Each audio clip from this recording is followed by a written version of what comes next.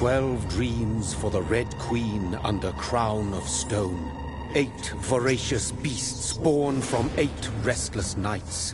4 nails piercing the flesh of the sinner. 1 prayer for the summoned, called by this song. 'Tis perhaps the countdown to oblivion for the once proud city of London. 'Tis perchance her inhabitants' last dance alone to face death and pestilence. Confronted by the eerie and unknown, mortals became desperate for answers. A flock's flight makes for an omen, the falling of a star a dire presage. Turning to priests for interpretation when there was no reason to be found. When religion failed, men turned to science. I saw them build such vain cities, crafting machines made for endless war. New questions flourished as old answers withered. What is darkness but lurking sun? What is wall but enslaved stone? What is glass but tortured sand? What is song but a call to arms? What is hate but jilted love? What is life but death pending?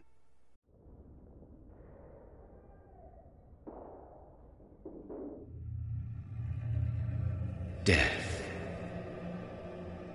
Since the apple was plucked from the sacred tree, mortality was believed to be God's punishment.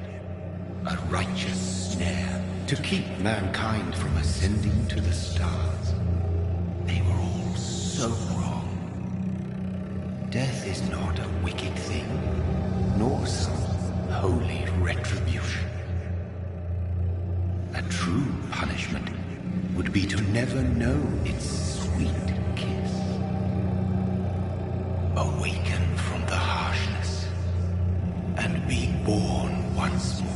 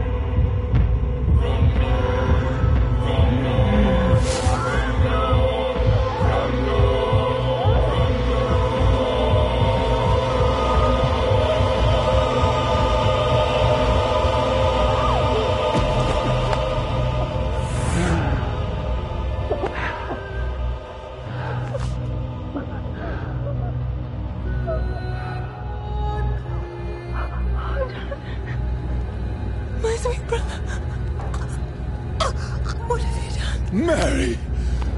Oh, no! Mary!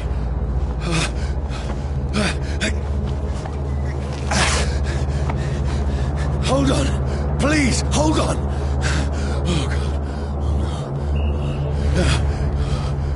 Oh, no. Mary!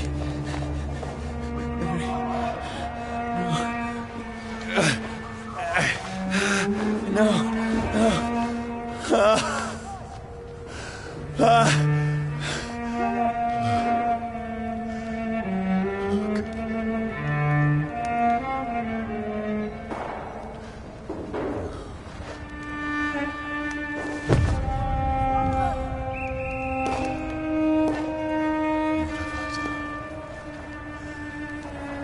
horror. It's a nightmare.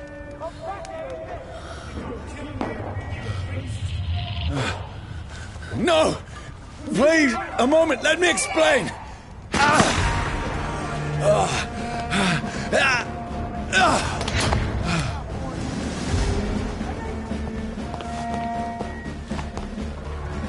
These patrols are after me. No! No! Don't shoot!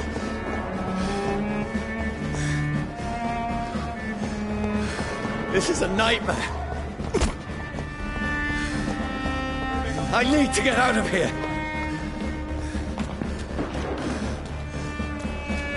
This can't be happening. Over there!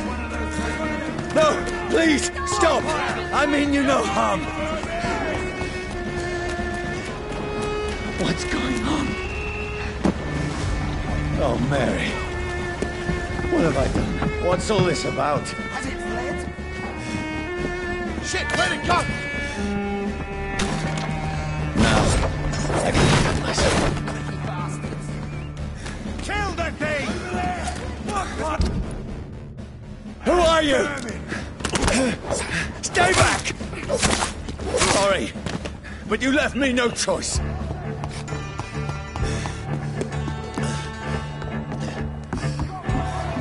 Who are you? Stupid beast! Stand! Finish. Sorry.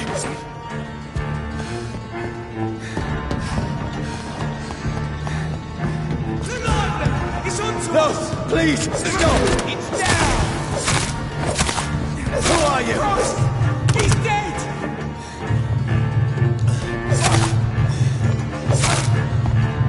What do you want?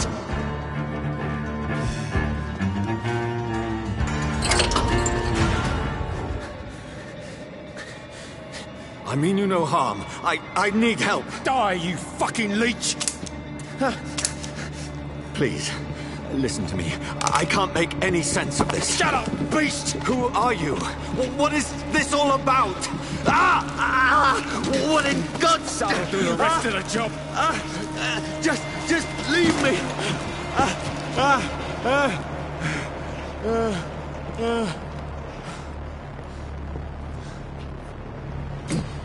The sun. It feels like it's burning me to the bone.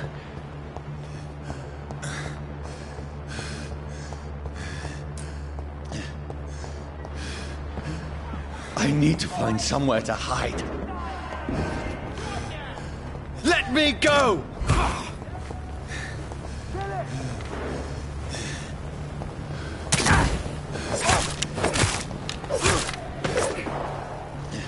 I need to find shelter.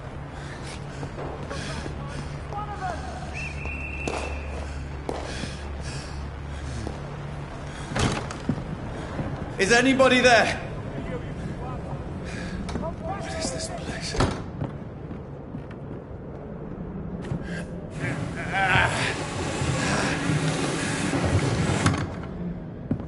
The place seems abandoned.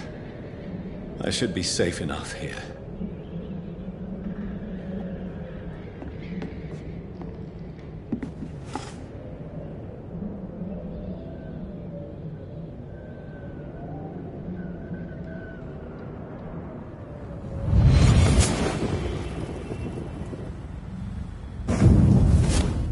Brother, what have you done? Mary! Mary! Mary, I'm sorry. Whoever did this to us, I will find them.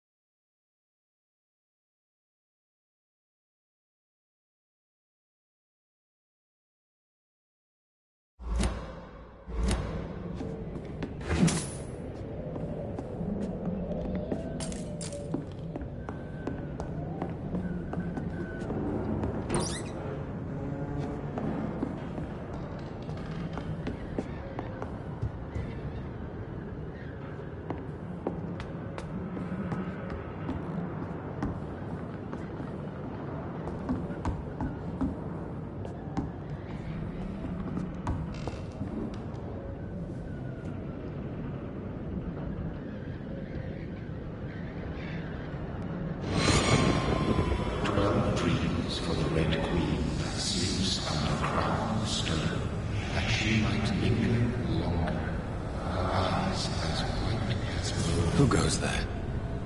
A prayer summoned by a warring soul. A child born from darkness must take scent of his power. Who's there? Are you referring to me?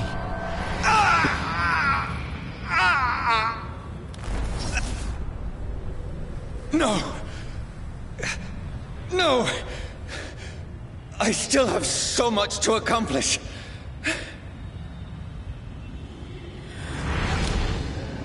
I still have so much left that needs doing.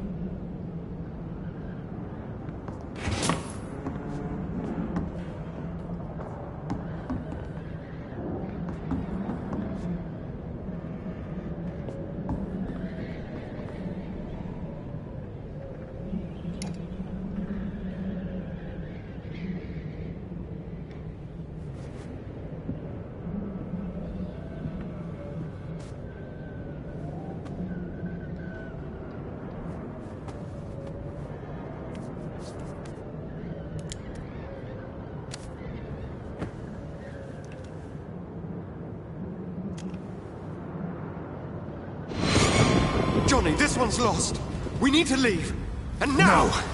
There's time. I can save him. That's the enemy coming! The orders are to evacuate the hospital! Done. He'll live. And now what? We fight. Killing is a hell of a lot easier than healing.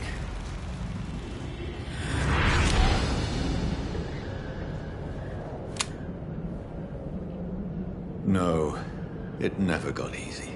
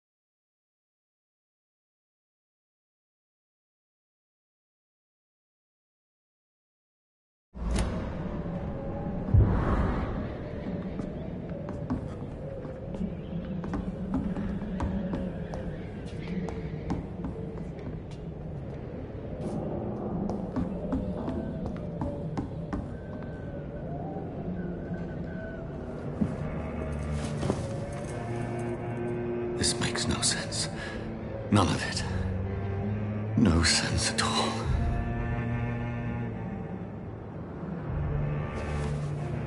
It's a nightmare. That's it.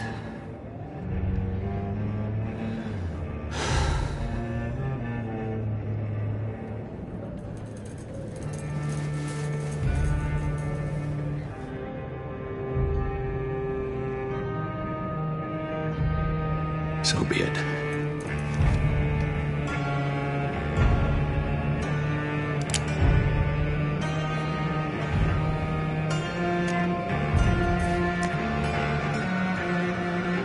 Rational thinking only.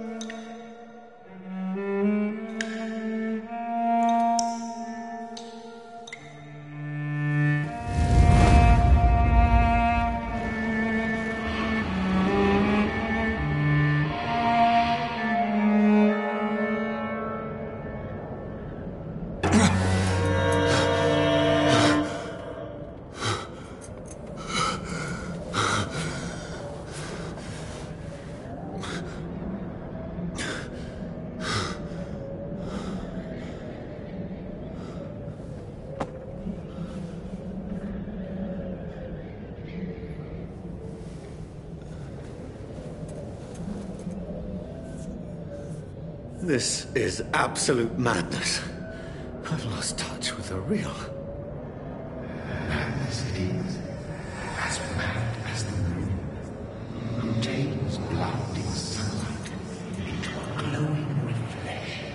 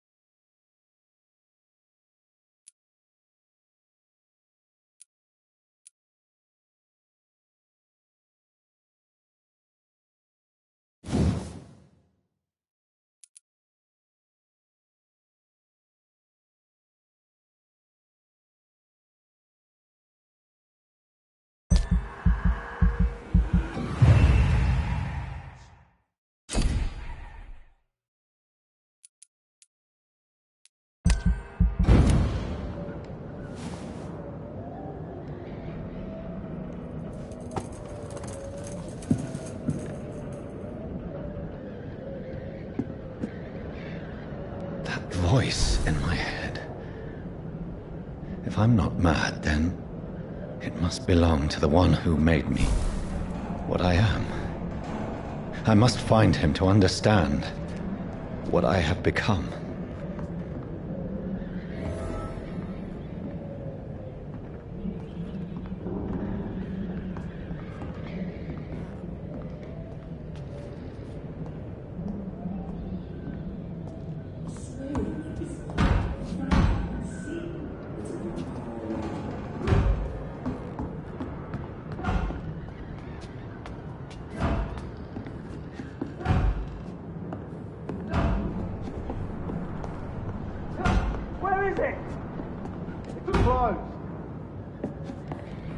These people want me dead. I need to leave now.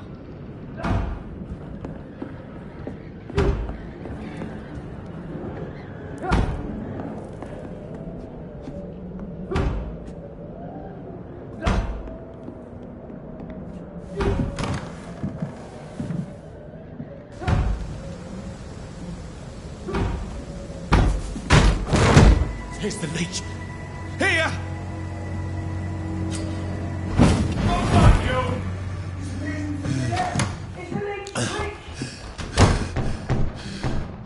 My head's spinning.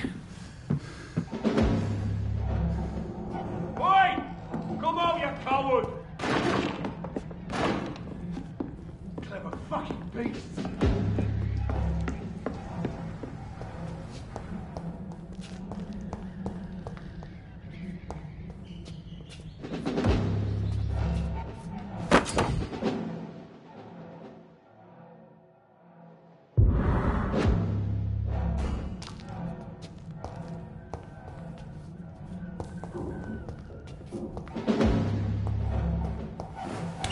I'm still in Southwark.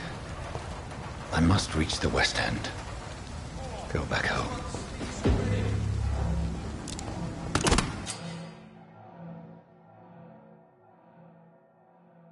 Die, vermin!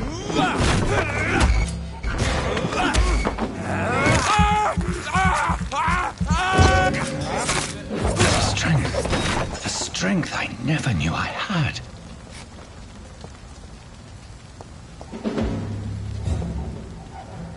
It's dead, all right. Watch yourselves! This way! Shit, that leash is fast!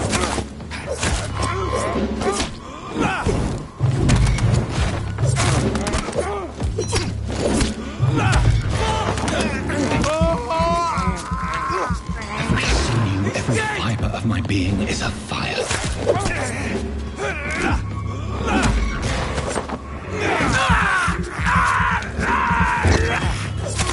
I feel like a child learning the limits of my body.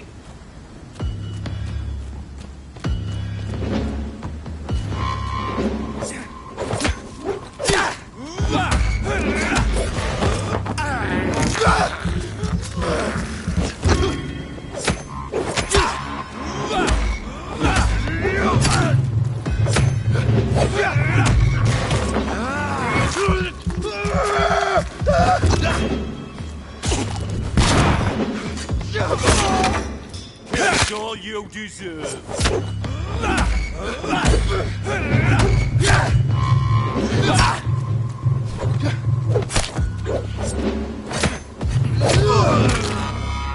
My strength, my reflexes. I'm not human anymore.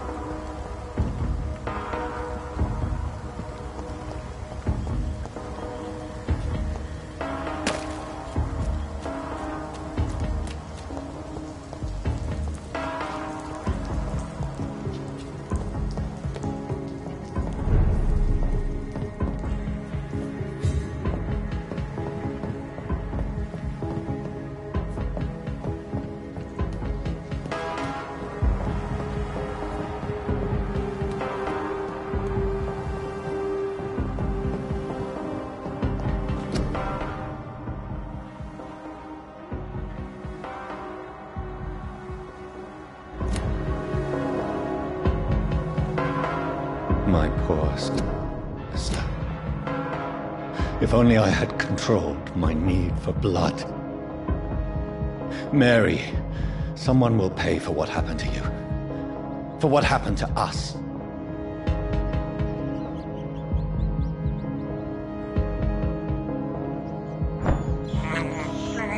This is despicable.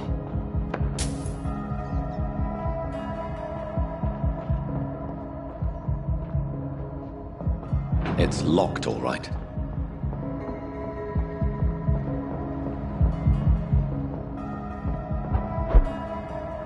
The dizziness from the jump. I can now control it.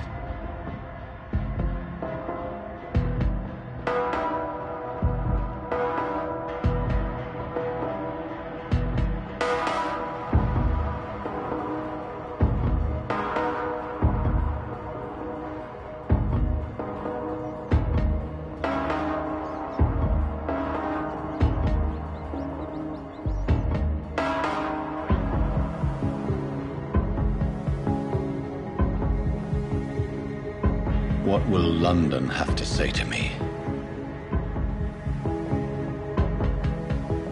so many questions unanswered.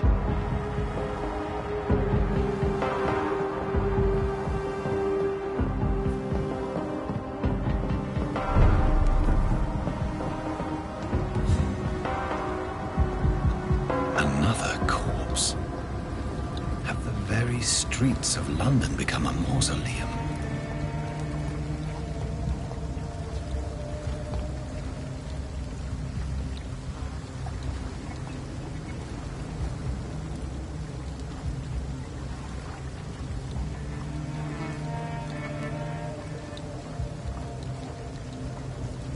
The man has been drained of all blood, but I can still smell the scent of it.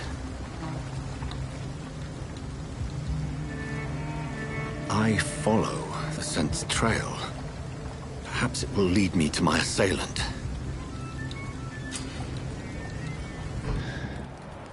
Fresh blood.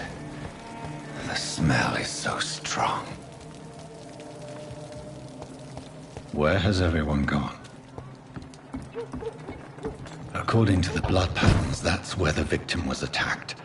So that must be the killer's trail.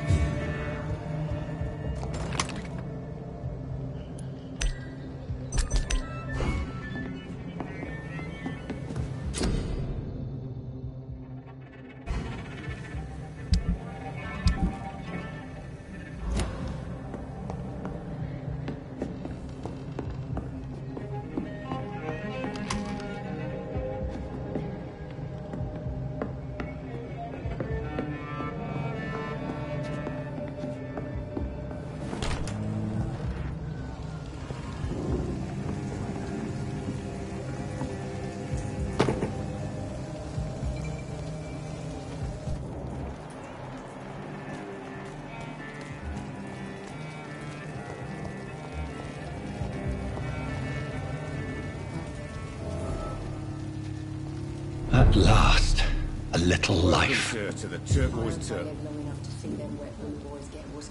Damn it. I think drink no longer stirs me.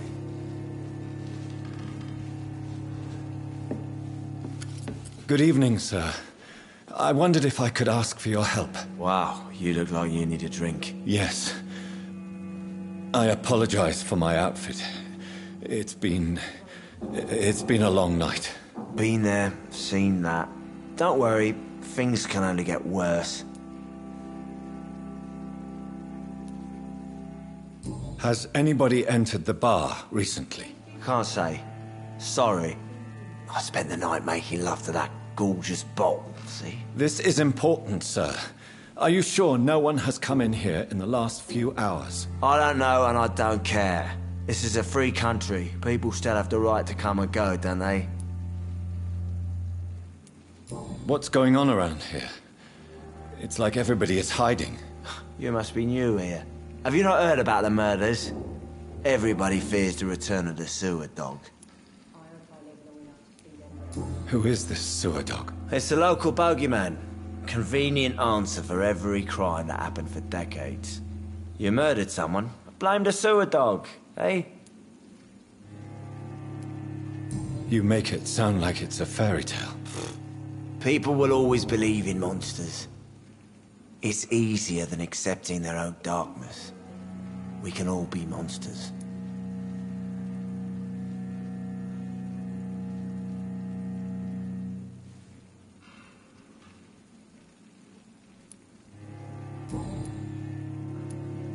I'll leave you to your bottle then.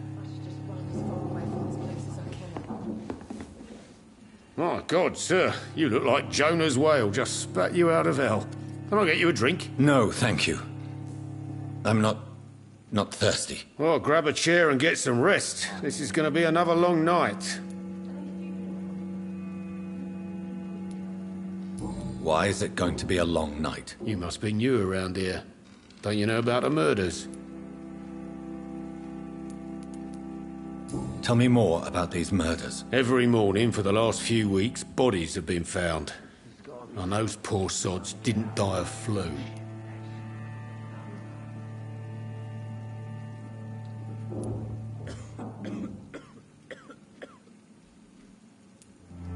Do the police have any leads on a suspect? Even before the outbreak, coppers never came round here. We're on our own. People die in these parts all the time, and no one cares. Where am I? Where is this place? You're at my bar, sir, the Turquoise Turtle. The last ray of light in this dangerous part of town.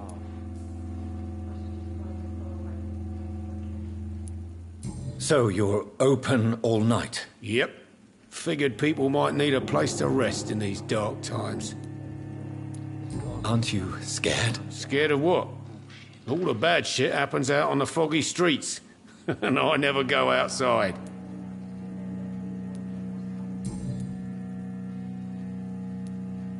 I'm looking for someone who might have passed through here recently.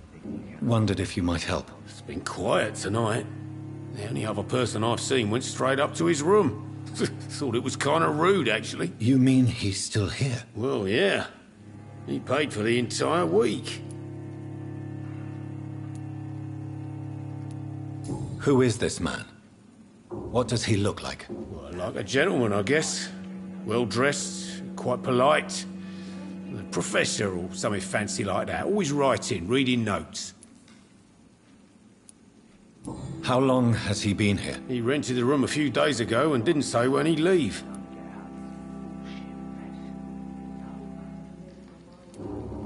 I need to meet this man. I have questions. Just climb the stairs and knock on the first door. I heard him open his window, so I guess he's still awake. And, Yes? no funny business, you hear me? This is a respectable establishment. Jack. He didn't deserve this.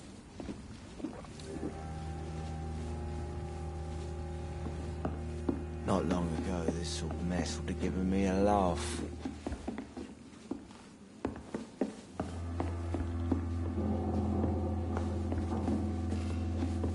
I hope I live long enough to see them wet boot boys get what's coming to them.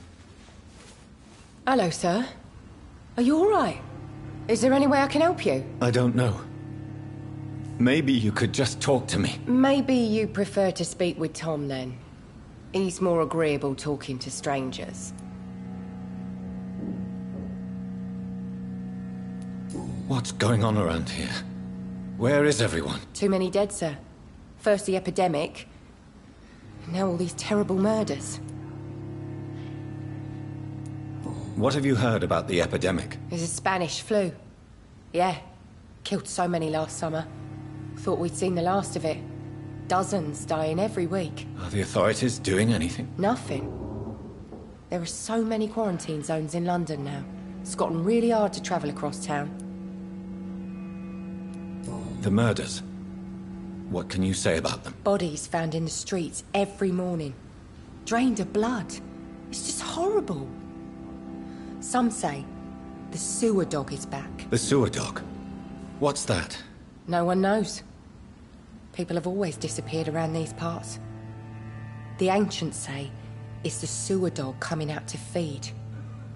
But now he's killing in the streets.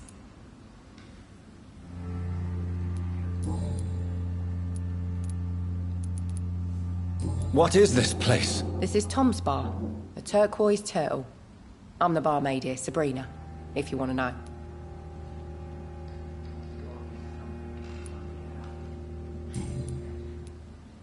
I just want to talk. I didn't mean to scare you. I'm not afraid, sir. It's just I've other customers to take care of. I only see one customer. Oh. Well, yeah, of course. I mean, I best check on them. I'll leave then. Thank you.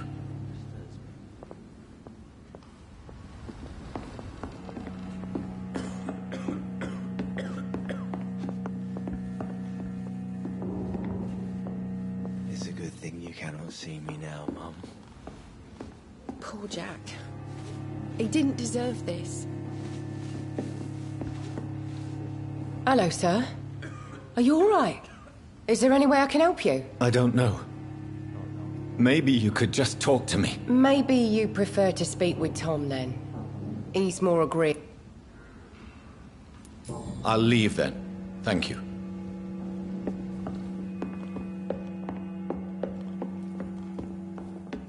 This is no place for you. Prewen has several patrols roaming the area. They do not pursue me. But they're looking for vampires, and they're most efficient. They'll not relent until the killer has been identified. I have a common objective, but I require... I think someone is eavesdropping. Are you certain? You might as well come in, whoever you are. Slowly, vampire! Who are you? I mean you no harm. Saith the vampire.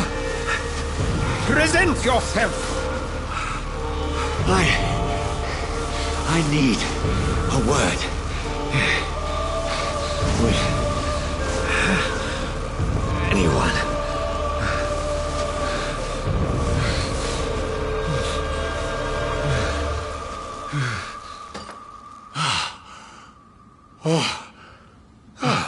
Well, that's something I can do for you.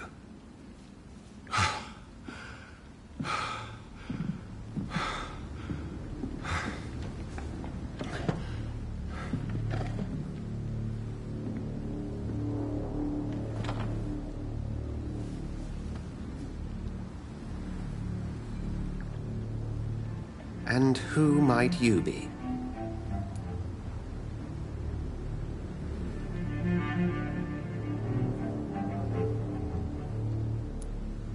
I'm not sure that I know anymore. Might I at least learn the reason of your presence? That's none of your concern. Sir, you have entered my room in the middle of the night, pale as a corpse and shaking like a tree. So please, indulge me. Someone is molesting people. In fact, killing them. Biting them. The calling card of a vampire. Like you.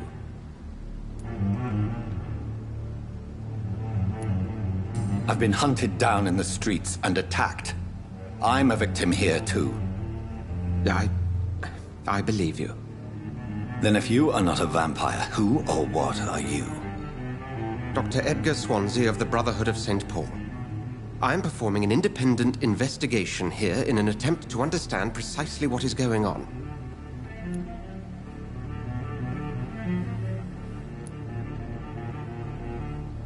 What have you uncovered concerning the murders? It started a few nights ago. Rumors of violent murders. The docks have always been, shall we say, somewhat unsavory. But this is different. How different? A vampire is at work here. Famished. Reckless. It must be brought to ground, and quickly.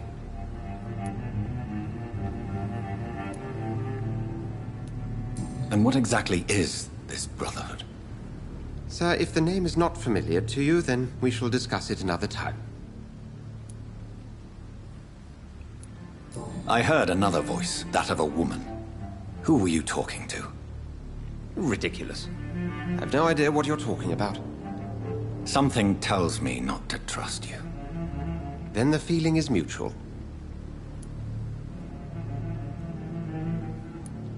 Then help me find the culprit. I may. If you'll first tell me why you opened this door. I followed a trail.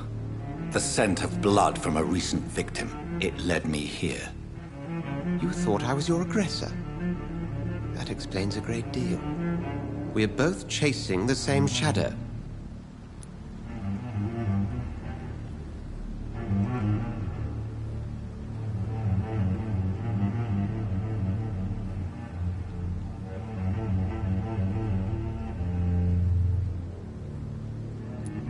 Perhaps. This is all new to me.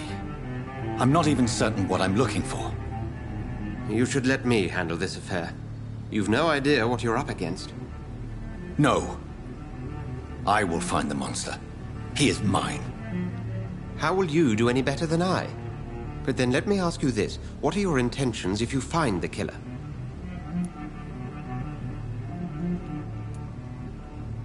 I will at last have the answers to my questions. Then I can only wish you good hunting.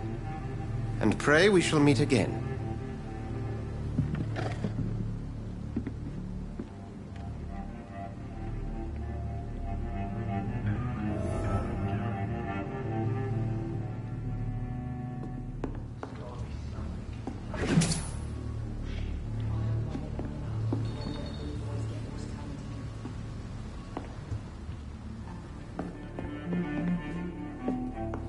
If Swansea is not my attacker, it means somebody else came here tonight. Someone must know something. I think I'm losing my mind. I should just run as far away from this place as I can.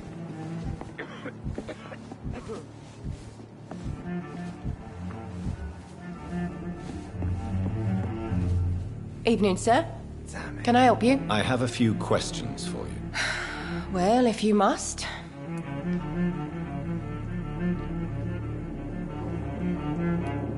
I spoke to Dr. Swansea. He's not the man I'm looking for. Now, I want the truth. The truth? What do you mean? I suspect that someone else was here tonight, and I don't think Tom wants to tell me about it. I'm just the barmaid here, okay? If Tom says you're the only visitor we had, then you're the only visitor we had. I can feel your fear, madam. Please, tell me what's going on. It's William Bishop. He came in here earlier tonight and he... Well, I thought he was going to clock someone. What happened tonight? He was dead drunk, as usual. But my God, his eyes, his face. He must have caught something awful. He shouted and cried. It was terrible. Why are you so afraid? I mean, his skin, his hands. I scrubbed every glass and every chair that he touched. God, I hope it's not contagious. Tell me about this William Bishop. Will was a sailor who worked at the canning factory before he lost that job. A nice bloke, really. He's never been violent. Until tonight. Why keep it a secret? Why not tell me about it? Tom's nothing if not loyal. After Will lost his job, he offered him one ear. They used to be good mates. But recently, well... Will started to get very aggressive. I see. Thank you for your candor. I'll be sure to talk to Tom.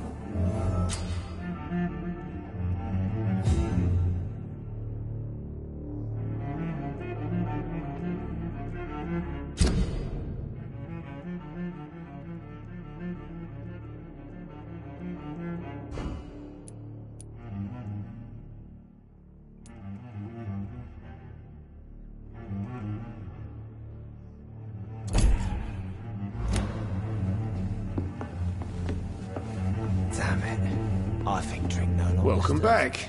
Did you find what you were after? I can't say I have. Are you sure no one else came into your bar before I arrived? Hey, I told you, you were the only other stranger I've had. Tom, talk to me about the visit from your old friend, William. Yes, Will came by tonight, but he's not my friend anymore. Why lie to me if he is not your friend? I didn't lie. I said you were my only unannounced customer, and that's the truth. Who is he? William. Just an old sailor who loves his gin too much. He worked for years at the canning factory before it closed.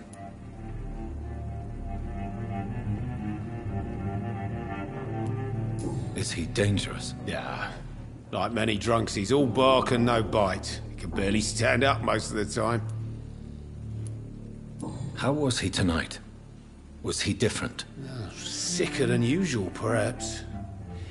He whined and mumbled about how mean people were to him and how he'd like to talk to me outside, and then he left when I refused. I need to find him. It's a matter of urgency. Do you know where he is? You could try his boat. It's up by the North Pier. He sleeps there when he's too drunk to get home. Please describe him to me. What do you expect? He's a tall, sick bastard with a bad rash and torn old clothes. William used to be strong. Now he's a mess. Thank you, Tom. If you see him, tell him I don't want him back here unless he cleans up his act, okay?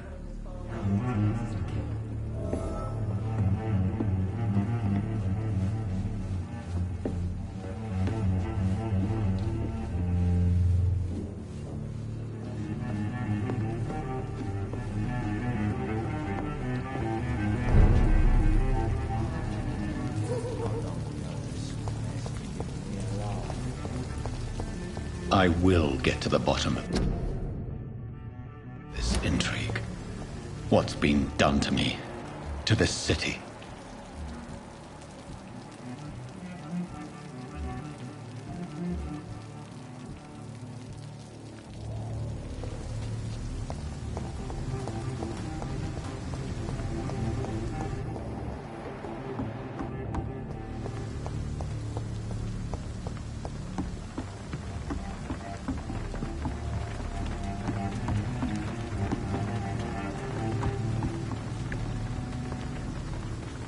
The body is still warm. This man has just been drained of blood.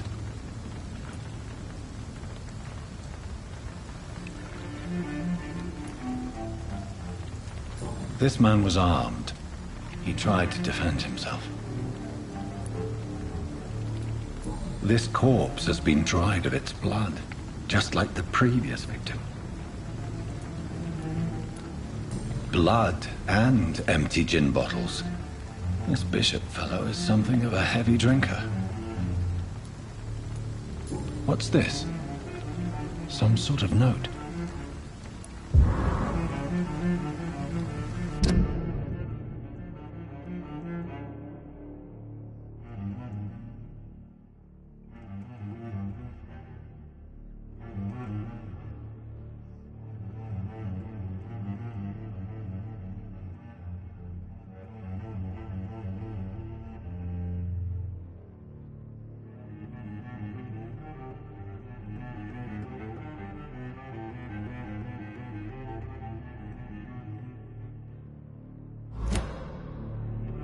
These men, they're a company of professional vampire hunters.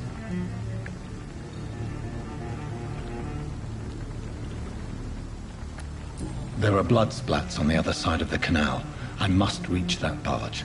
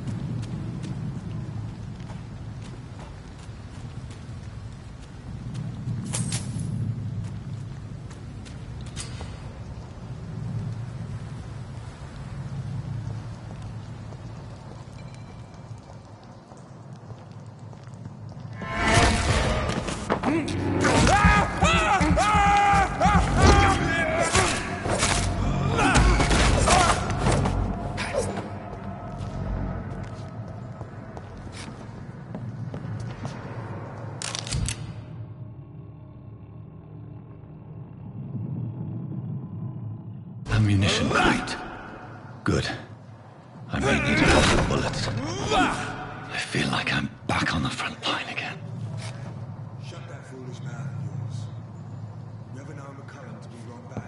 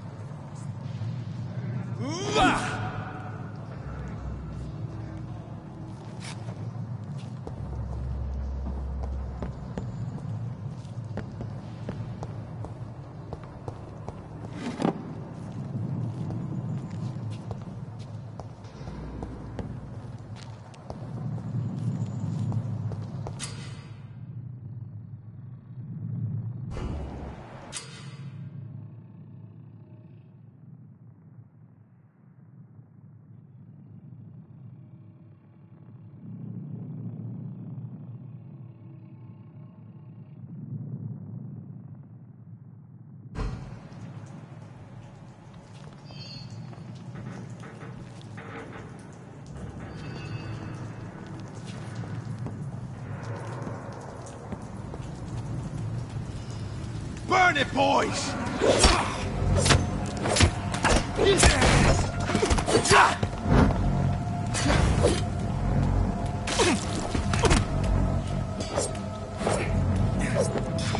Put an end to you! Filthy fucking beast!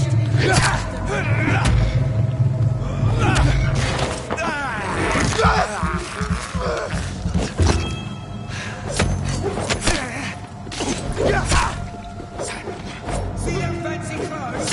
This one's a top!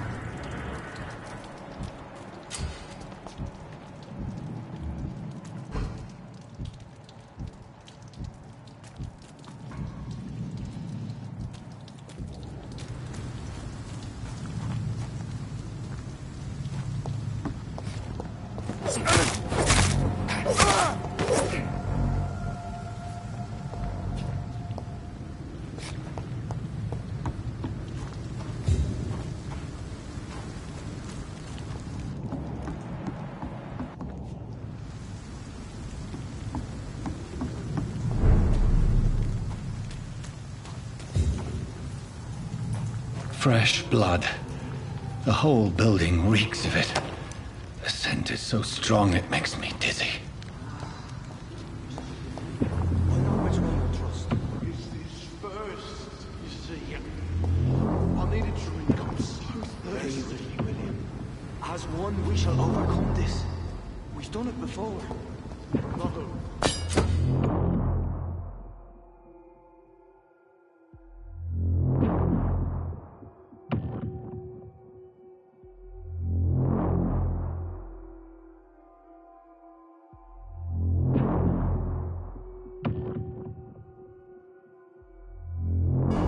Drink outside tonight already and it did not quench my thirst. I must have more.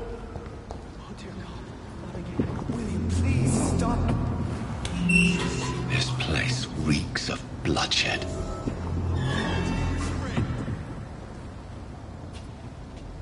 William, my arm. I can't feel it.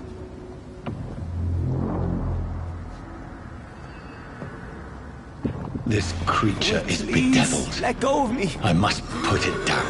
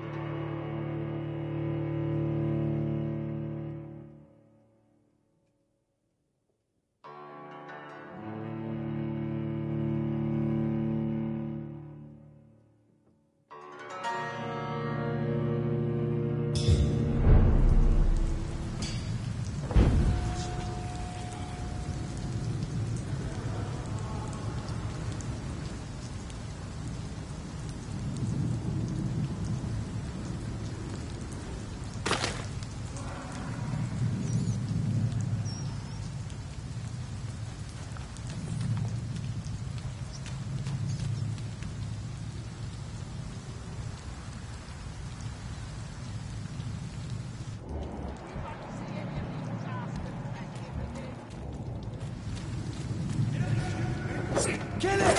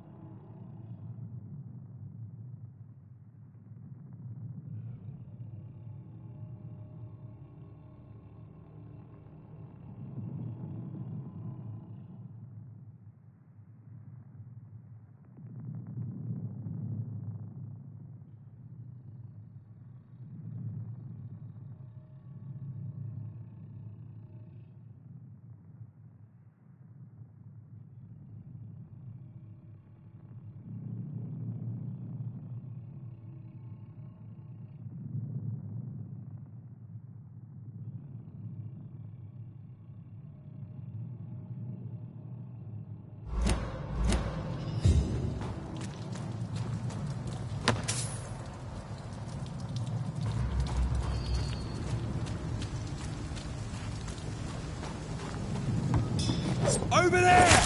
There's one of them Vampyr.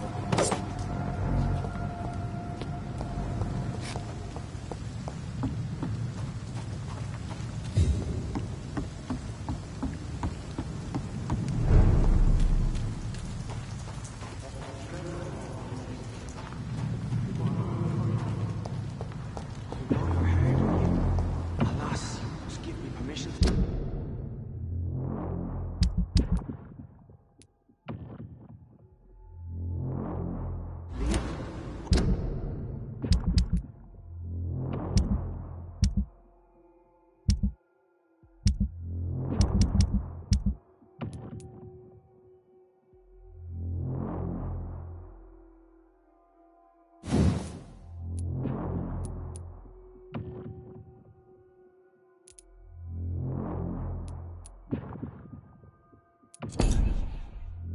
I'll not betray you. Is this first? You see, I needed to come so thirsty, William. As one, we shall overcome this. We've done it before. No. I had a drink outside tonight already and it did not quench my thirst. I must have more. Oh, dear God. Not again. William, please stop. This creature is bedeviled. I must put it down.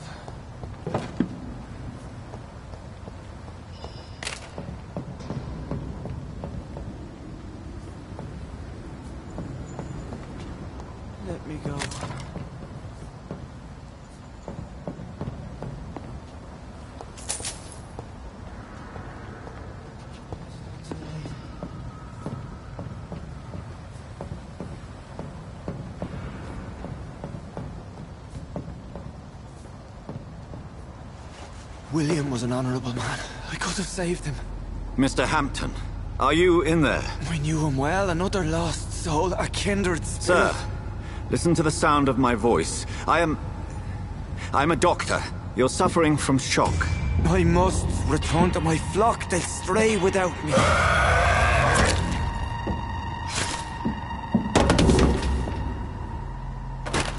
Remember, certain skulls are every bit as resistant as we are. Who are you?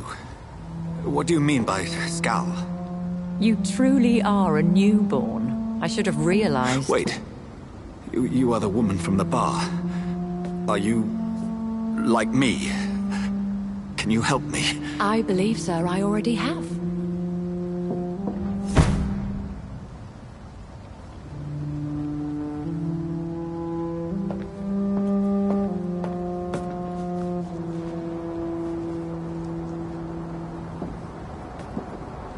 By George and the Saints, you've solved the mystery of these terrible murders. Patience, good fellows, I've come to offer help. Just give me a moment to secure my boat. We can leave this awful place. William was not the evil man they claimed. He was just taken by the thirst. He needed his drink. This man requires medical attention. We'll see he gets to the nearest hospital. No, please, I must tend to my fold. My flock needs me. There, sir. Go with the good Dr. Swansea. He's resourceful, and I'm sure he'll take good care of you. You'd best come as well. The sun is soon to rise, and you'll need a place to rest. I just need a moment. If I can learn something about what has happened to William, I'll be a step closer to understanding what happened to me.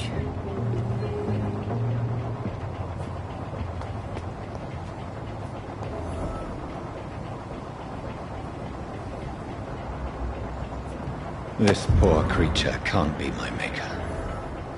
Could it be some subspecies of vampire? I must find a place to analyze the blood.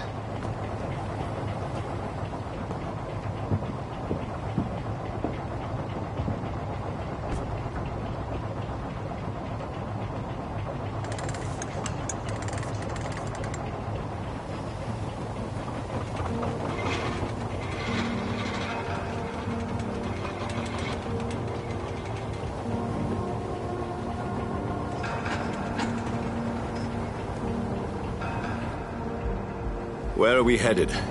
We're on our way to the Pembroke Hospital. It's just across the canal. They'll have a bed for poor Mr. Hampton. William was... what manner of creature was he? Predator, prey, villain, and victim. Who can say? The important thing is that he's been stopped. Duly noted. And the woman? What... who is she? What woman? Oh, don't play me for a fool. You used me to locate that skull. You must know who she is. And I thought you a gentleman. You shouldn't talk about a lady behind her back, but I will tell you she values her privacy. Were London as peaceful as she appears from the middle of the canal? If only that were the reality of the situation. To be honest, I've always tried to avoid this part of town. Pembroke Hospital is the last bastion between the rest of London and the epidemic. The flu has decimated the East End and the war still rages. Welcome to the front lines of a plague. This is where you work, Dr. Swansea? I am the administrator of Pembroke Hospital. I thought you were here in service of your mysterious order, the Brotherhood of... Of St. Paul's Stole, yes. But first and foremost, I'm a man of science. A physician, like yourself, Dr. Reed. How do you know who I am? No need for modesty. You are Dr. Jonathan Reed, a surgeon of some caliber and renown, if I'm not mistaken. You are correct, sir. I knew it! I had my suspicions. But when you took the blood sample from the corpse of poor William, I was certain. Dr. Reed. Marvelous. Have we met? I attended 3 of your seminars before the war. I have the utmost admiration for your research. And what a turn of fate. England's most esteemed blood specialist returns to London a vampire. That word, again, from a so-called man of science. I understand. Traditionally, the role of science is to refute myth, but when myth walks among us, The Brotherhood of St. Paul has dedicated its purpose to their study. There's so much for you to learn. Of that, you are right. Well, then let me be blunt. Join my staff at Pembroke Hospital. As a physician. I suspect you'll not find a better post of employment to contemplate your predicament. This is sudden. I was returning home to see my sickly mother. But alas, that was before contracting this affliction. Dr. Reed, take a moment to consider. The post would be for the night shift, providing a good explanation for your absence during daylight hours. You'll be adequately reimbursed, and have a place to hide. I even had the forethought to bring some clean clothes. So, what do you say? It seems I have little choice, but yours is a generous offer, so I thank you. Brilliant! Oh, Jonathan, this is one for the book, and the beginning of a beautiful friendship.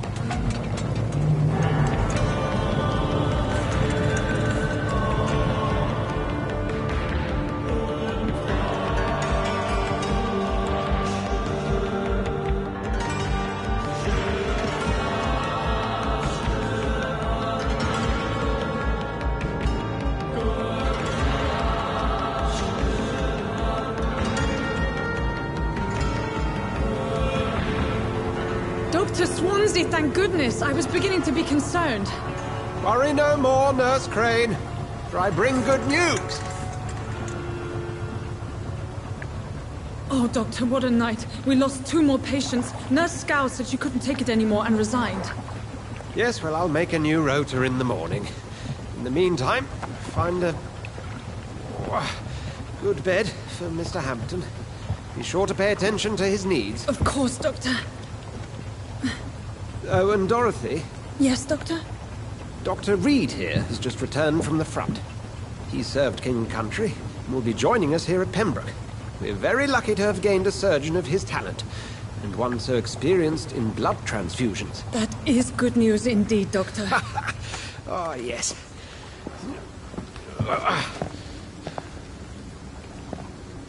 Here at Pembroke, it's not what we have, but what we haven't. It's only thanks to Nurse Crane and the staff that our ship doesn't sink. If you have any questions, just ask her. Duly noted. Thank you. Your assistance is required, Dr. Swansea, immediately. Welcome aboard, Jonathan. We'll catch up after my rounds. Coming, Nurse Crane. I'm coming.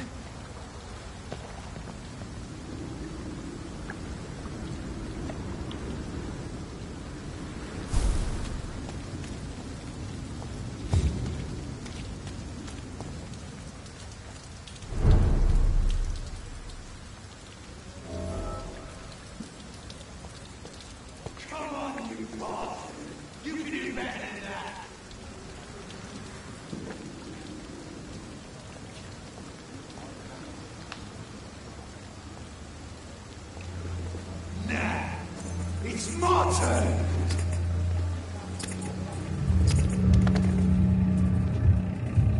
Rotten or pristine, each heart contains the seeds of life. Drink at this river, try it all.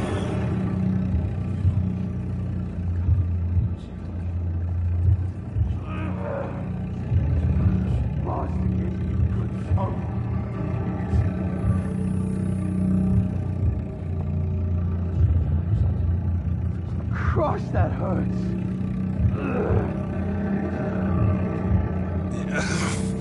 Oh, come on, you bastard. I won't bite. Sir, please. You've lost too much blood. Calm yourself. You think I didn't notice? Stop your staring and get me to an hospital, you arse. Insulting a good Samaritan. Not exactly the way to get rescued. All right, sorry. I am in pain here. My guts are spilling out onto the street and you're yabbering on. Yes. That's a very nasty wound you've got there. Take my word, I am a doctor. Dr. Jonathan Reed. Name's Clay Cox. I'd appreciate you helping me to a better place, Doc. Follow me, Mr. Cox. Let me assist you to that better place.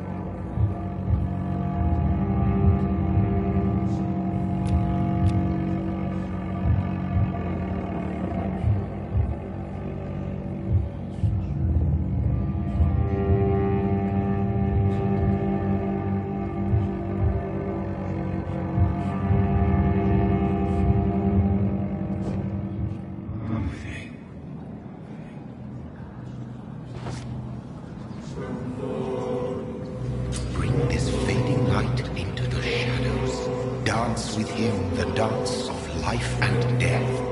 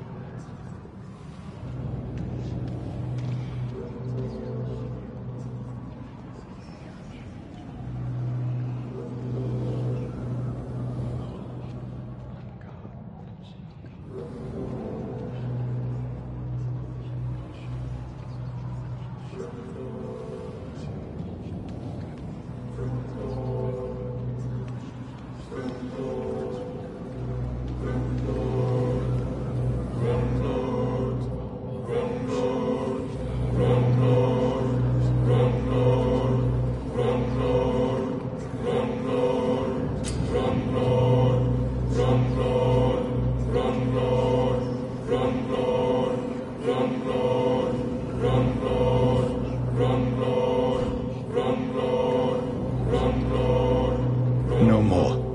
Not tonight. Not like this. I will not take another life.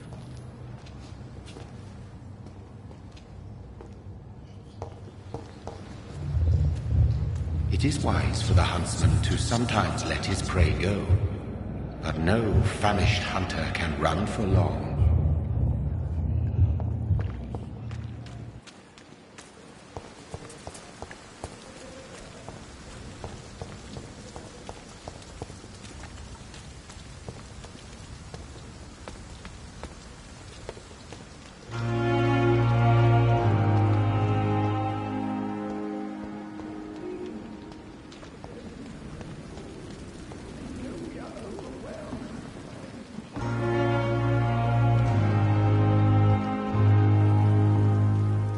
Good evening, nurse. I'm Dr. Jonathan Reed, the new surgeon here at the Pembroke. Dr. Swansea has already told us about you, sir. I'm Nurse Gwyneth Brannigan. Welcome to the Pembroke Hospital. Did he really? It's a good thing I wasn't hoping to keep a low profile. All members of staff have already read about your new blood transfusion technique.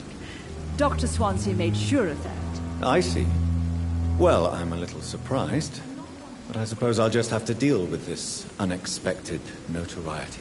You must know, blood transfusions are Dr. Swansea's primary subject of research. He is convinced it is the future.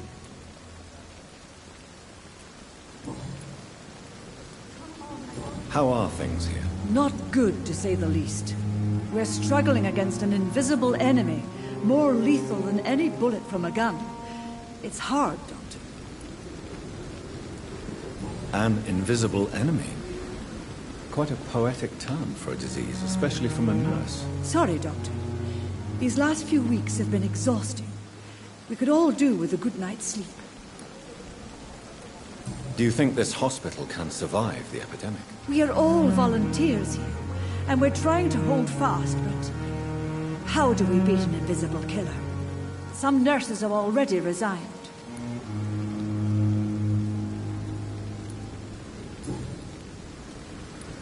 I'm not familiar with all the staff yet. Perhaps you could help me. Brilliant professionals, most of them. Dr. Swansea has a gift for recruiting talent. Most of them? Is there a problem I should know about, nurse? It would be inappropriate for me to speak ill of a colleague. Is there anyone that stands out? Well, I have never met someone as dedicated as Dr. Tippett's. He should be a standard for us all here. If only he were younger. Why should his age be a problem? I guess it's fair to say he's always pushing himself to the limits. He just doesn't know when to stop and get some rest. Nurse Brannigan, if you do know something, please tell me. Anything you say will be held in confidence. No. I may disagree with some conduct, but in the end, everybody is doing their best.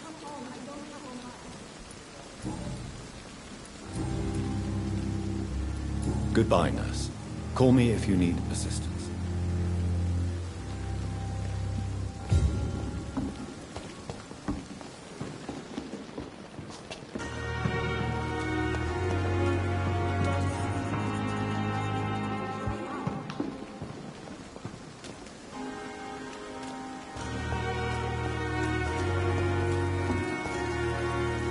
Doctor, where have you been? I've little time to play hide-and-seek with new staff members, no matter how illustrious they may be. I found a wounded man by the docks. He answers to the name of Clay Cox. He requires urgent medical attention. Already making the rounds? That's the Pembroke spirit. I'll ask our porter, Milton, to bring him back immediately. Thank you, nurse. What can I do for you? Dr. Swansea insisted we provide you a quiet office. You'll find it on the second floor with your name on the door. Thank you. Nurse Crane, isn't it? Yes, Dorothy Crane. Welcome to Pembroke Hospital, Dr. Reed. Your office has been prepared. I would like to ask a few questions first.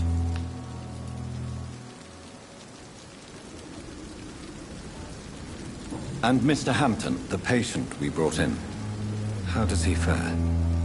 I gave him a sedative to help him sleep. Poor thing was in quite a state of shock. What kind of man is Dr. Swansea? Well, you accepted the job from him. I thought you would have known about your employer.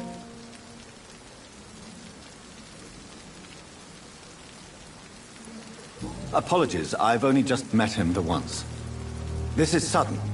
I've only just returned to England. Dr. Swansea is a brilliant surgeon and the most compassionate physician. It's right to assume Dr. Swansea knows far more about me than I do about him. You'll get to know him soon enough, and better than me. The administrator has better things to do than mix with us. Thank you, Nurse Crane.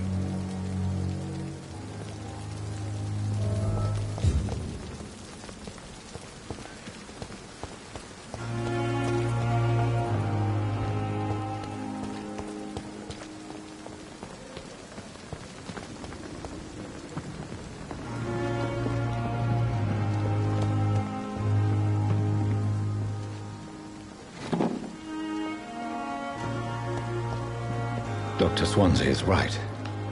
This place seems perfect to conduct my research.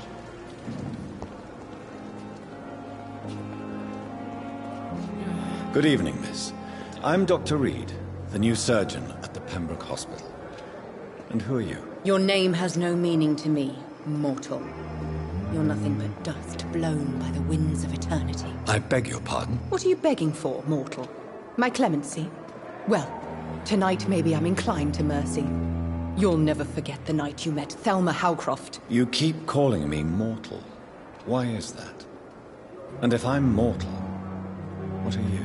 Well, Dr. Reed, if you must know, I'm a vampire.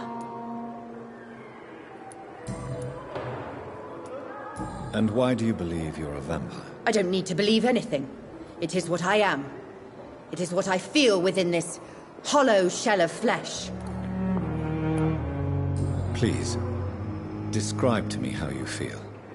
What is it like to be a vampire? I can hear my body crumble from the inside as my flesh cracks and fades. I sense the last pulse of postulant blood within my drying veins. I need new blood. I see. Have you ever heard of Cotard's syndrome, Miss Howcroft? Never. It's a mental illness discovered by a French neurologist named Jules Cotard. The affected patients are delusional. They believe that they are putrefying, that they are dead, a ghost or a ghoul, or in your case, a vampire. Delusional, you say? Oh, sad and petty mortal. You can't even begin to understand the concept of immortality. And you think it is I who am delusional. I'm assuming you must be a patient here. Am I right, Miss Howcroft? It's only a cover. To hide from my enemies. I can leave whenever I want. As a woman, a spirit, fog, or bat. Who are these enemies you mentioned? Can you describe them? I cannot say for sure. But I sense their eyes on me from nearby. I feel them watching me every time I visit the garden near the morgue. The staff here are not your enemy. They're here to help you, to care for you. I'm not speaking of the doctors in white. I'm speaking of the men and women who hunt me. For I am a vampire. I see. Don't worry. These people will not find you here. I'll personally make sure they leave you alone. Thank you, mortal. But do not interfere with them, for you are no match for those that hunt me.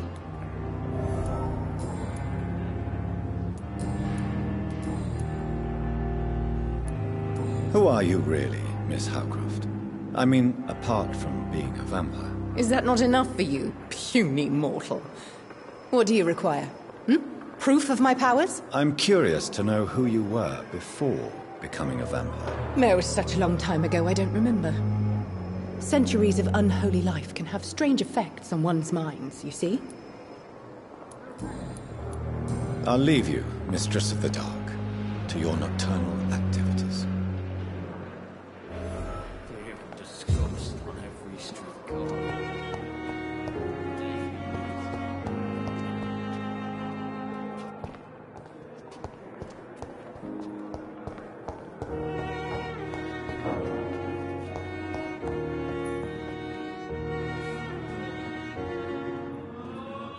Good evening, sir. I'm Dr. Reed. I believe we're going to be colleagues. Reed? Yes, I've been informed about your arrival. I'm Waverly Ackroyd.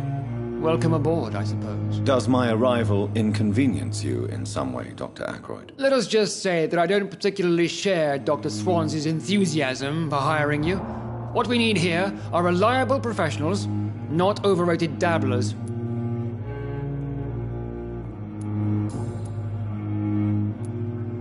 If you have a problem with me, Dr. Ackroyd, please feel free to tell me. Dr. Swansea has imposed your presence on this hospital without asking anyone's advice.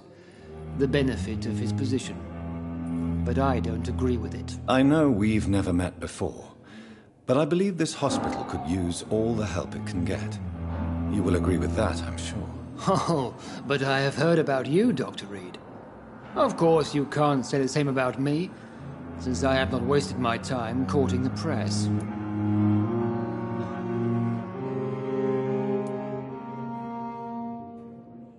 Aren't you too old for such jealousy? It really won't do you any good, you know. Don't be ridiculous, Dr. Reed. A simple glance is enough for me to know you have nothing for me to envy.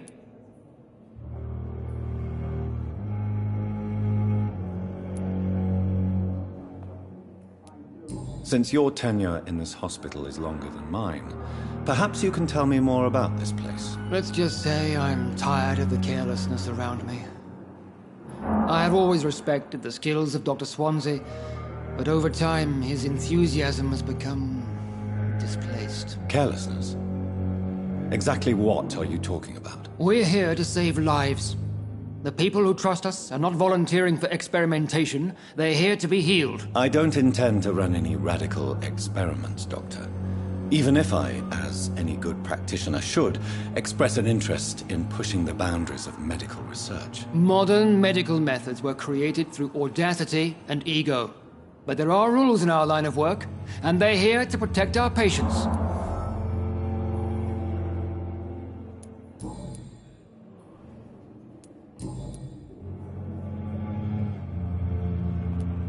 I don't know what you've heard about me, but I have already proved my value as a practitioner. I don't question your skills, Dr. Reed, but your motive. Is it money, fame, or are you truly dedicated? And what exactly is that supposed to mean? I served in the war just like you. But unlike you, I did not use the wounded to play the modern sorcerer. Be careful what you insinuate, Dr. Ackroyd. I only want you to admit you used those men to improve your theories. Knowledge has always been and will remain our main weapon, and it has always come at a price. And personal initiative. It is not a question of initiative, it is a question of integrity. These men and women have put their faith in us, Dr. Reed.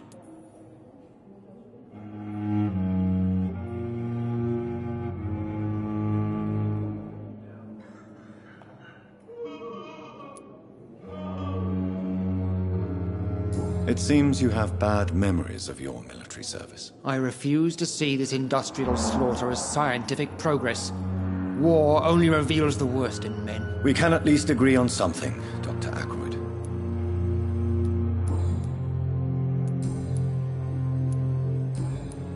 Thank you for your time. We'll talk later.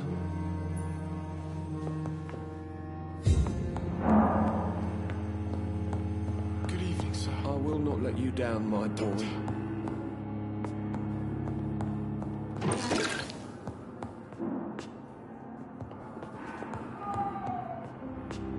Good evening, sir. I'm Dr. Reed. May I help you? I don't know if a third opinion is needed. Your colleagues are already arguing about my condition. I see. Would you mind telling me more about your situation? I'm Harvey Fiddick. All I want is to get me bloody arm fixed properly. Tell me about yourself, Mr. Fiddick. I'm just a regular guy waiting to get his arm fixed, so I can return to work and to my family. I was more curious about what you were doing before being hospitalized. I'm a carpenter, and a good one too. But that means I need both arms to feed my family, Dr. Reed. Tell me about the doctors who are arguing about your case. Strickland and Ackroyd. They both want the best for me, but there's a lot of pride there. Doctors are no different from carpenters, it seems. What do you mean? I often had professional arguments with rivals on a building site. Difference is I disagreed about wood and nails, not flesh and bones. Are you satisfied with your treatment here? Well, it's clear that I've chosen a bad time to be injured. Forgive my bluntness, but you seem overwhelmed by cases of the flu. I won't lie to you about it. I'm afraid we are. Are you sure you don't want to operate yourself, Dr. Reed? I have the feeling you're very capable. And your colleagues seem to think so too. In other circumstances, you would be right. But for now, I don't think I can take on the responsibility. My apologies.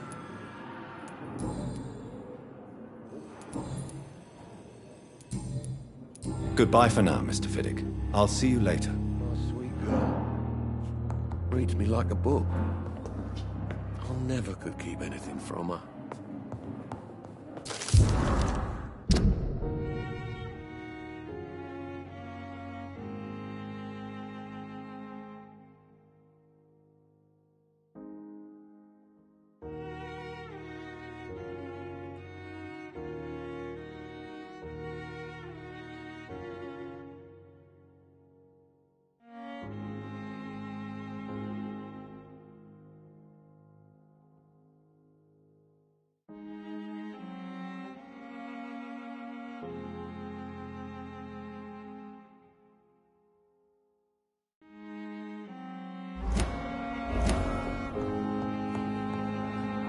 Good evening, Mr. Fiddick. Good evening, Dr. Reed.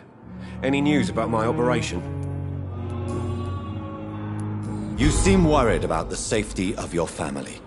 And it's obviously the reason why your wound troubles you so much. I cannot give up on my children now. They both need me living. What about their mother, if I may ask? She died in 1915 during one of the first Zeppelin raids. We never found her body. Tell me more about the death of your wife, Harvey. 1915. I was in the army, building workshops for the Royal Flying Corps. Helen was happy I wasn't sent to the front. What happened? The Germans sent Zeppelins to bomb the construction site, but they missed their target. My wife was bringing my dinner when the bombs fell.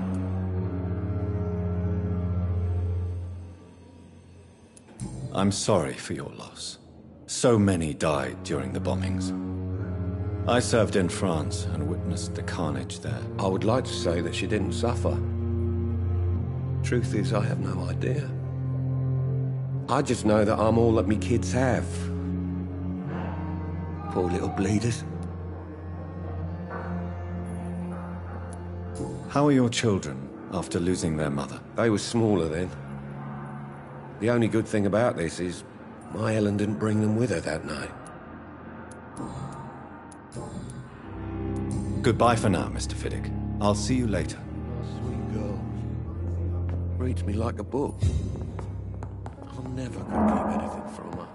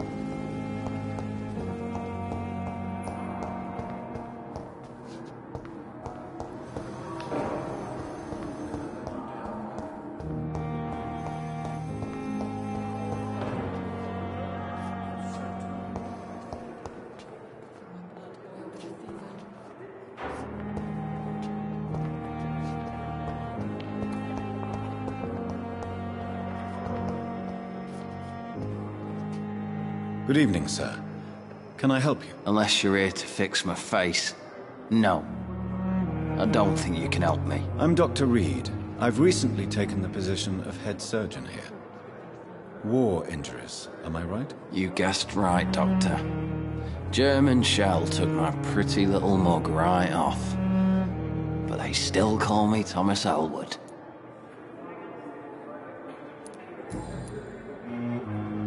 How is your stay with us, Mr. Elwood? Oh, it's bliss. I just escaped death in the trenches to be surrounded again by the moans of the dying. Can I ask you precisely why you're a patient here? It's the pain, sir. The drugs don't work.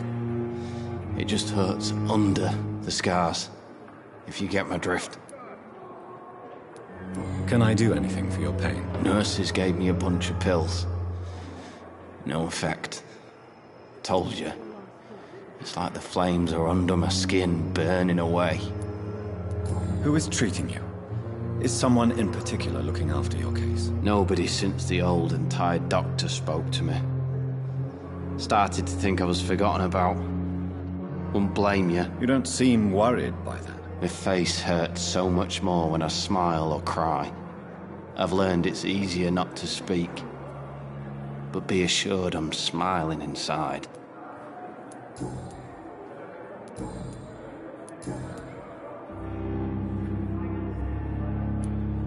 Where were you stationed, sir? Did you serve for long?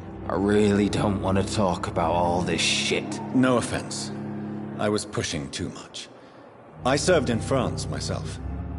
I just wanted to know what happened to you. You were an officer, weren't you? Then I doubt we fought the same war, sir. No offense. How close are you to Miss Horcroft? Are you aware that she thinks she is a vampire? To wait for her next nibble is the best reason to stay here. Every time she approaches my bed, she treats me like something tasty. A normal person. Aren't you afraid? She may hurt you if the game goes too far. She's quite harmless, I can assure you. Her head's broken inside is all. While I'm busted on the outside. But she's still beautiful. Living proof that there's hope for me. So do you let her bite you? You know that's not sanitary. And why not? She's only supping a few drops of me blood. And the pain, it's real for once. She could decide to bite less willing patients. Then it's another good reason for me to stay here, Doctor. You do realize she's mentally disturbed. It's called the Cotard syndrome. She truly believes she's a vampire. In her madness, she never refers to my scars. Frankly, if I could, I'd join her world. It seems much more fun than the real one.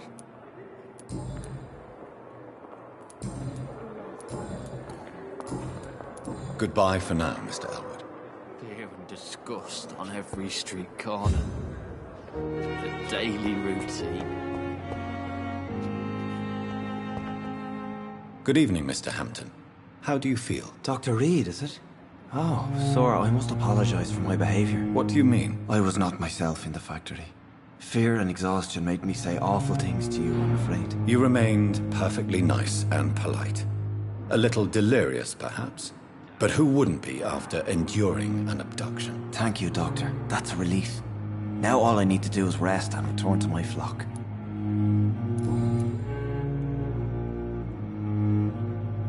How did you end up in William Bishop's den? I had received alarming news about his recent behavior. I went to his place and he refused to let me go. Why did he abduct you? William was an alcoholic. His addiction suddenly changed to blood.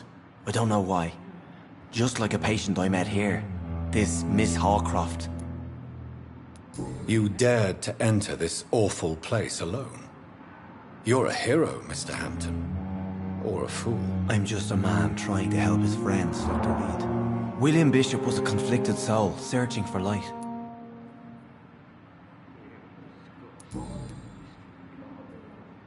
What is the general situation in the East End docks? The situation has always been tough, with a lot of tensions between the gangs and the Dockers Trade Union. The Wet Boot Boys are very nervous since they lost their leader. Who leads the gang now? Since Clay Cox went missing, it's his wife Edwina who runs the show, with the assistance of her minion, Booth Digby.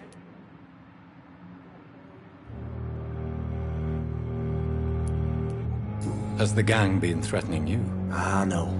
I've had this nickname for so long, you know, the sad saint of the East End. No one dares to bug a saint, not even criminals.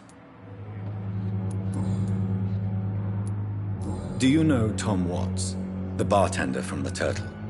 I met him before I found you in the canning factory. Tom? Yes, of course. Always the helping hand, good old Tom.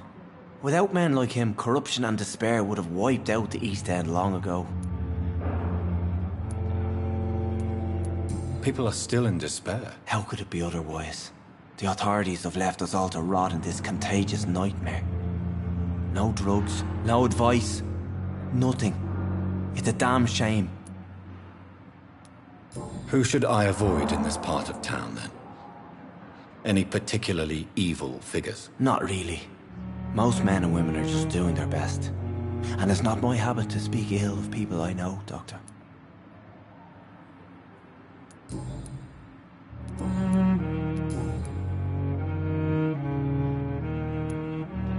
What do you do for a living, Mr. Hampton?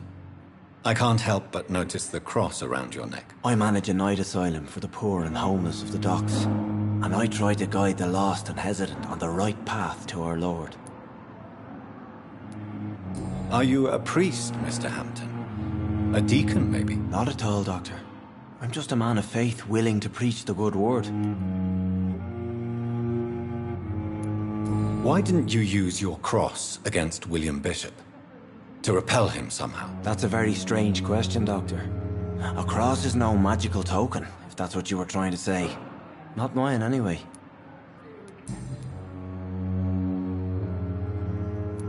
How do you feel, Mr. Hampton? Medically speaking, I mean. I feel exhausted. Beyond exhaustion, actually. William drank so much of my blood in his madness.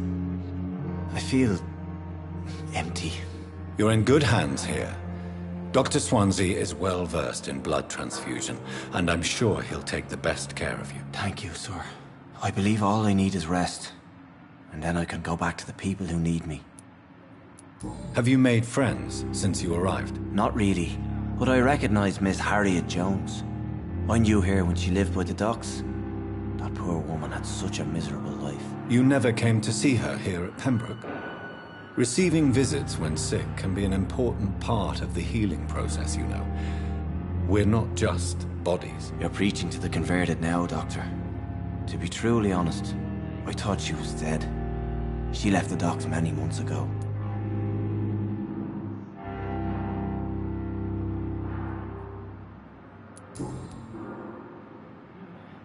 Goodbye, Mr. Hampton. We'll talk again later. I wonder what your last thoughts would be, sir.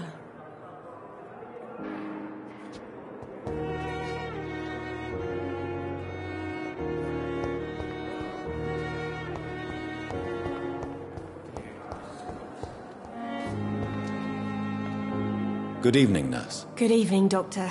I don't think we've been introduced yet.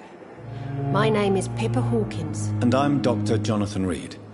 Dr. Swansea has recently offered me a position in this hospital. Well, it's a euphemism that your help will be appreciated, Doctor.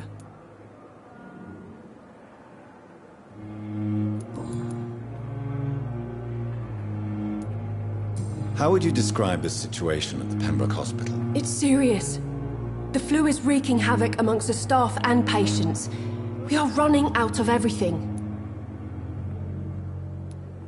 Nurse Hawkins, the Spanish flu won't last forever.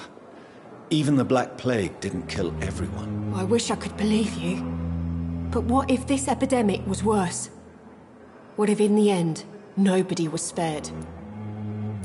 You must get a hold of yourself, nurse. Sorry, I'm exhausted.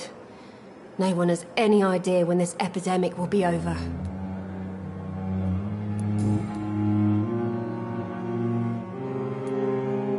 How long have you been a nurse? Well, long enough to see that the epidemic is winning. And no matter how qualified you are, don't tell me you'll change that. You'd be surprised what dedication can achieve, Nurse Hawkins. In medicine, sometimes we're just a test result away from a miracle. Sorry, Doctor. I don't want to sound bitter, but I'm just too tired to give a pep talk like Nurse Brannigan. How is the Pembroke staff coping with the epidemic? Well, not well. Milton, the ambulance driver, is even more grumpy than usual, especially concerning doctors. Why is Milton grumpy on a daily basis? Is it just an act? Milton's not the kind of man who's bothered about a bad reputation, whether he deserved it or not.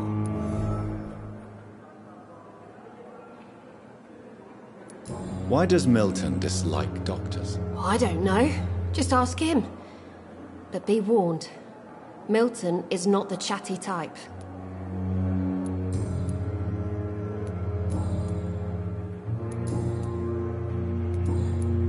Goodbye, Nurse Hawkins.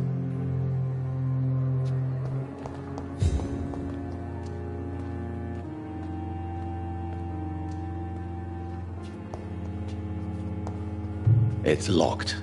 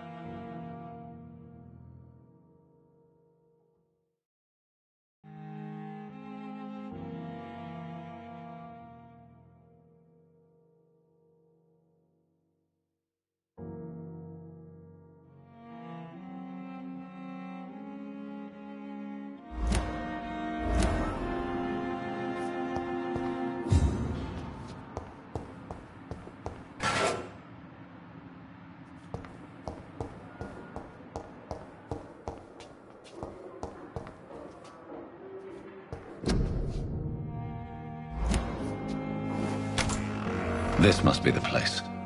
It's definitely away from prying eyes. Relegated to the shadows. A kingdom of my own.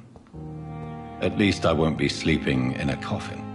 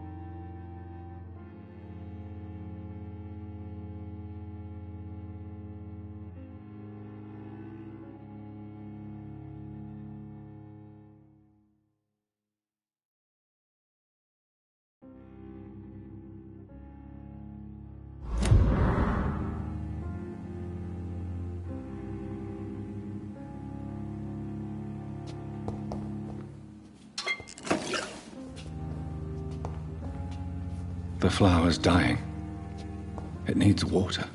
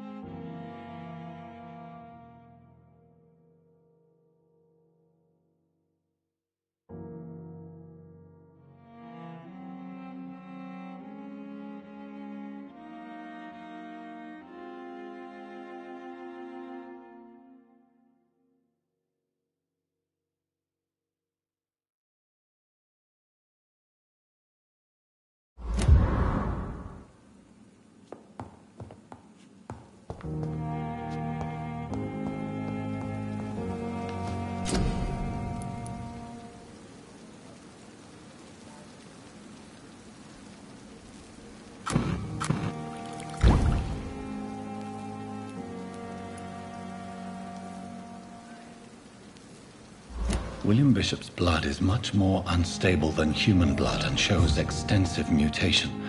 But this is not what happened to me. I must keep on searching. The sun is about to rise. I can feel it. I'll continue tomorrow night. I have so much time now.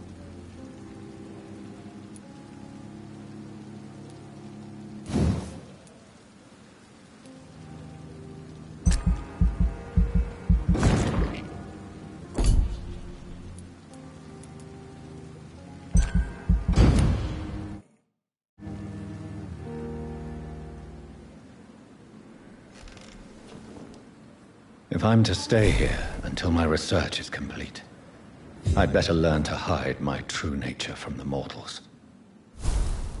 But what about my thirst for blood?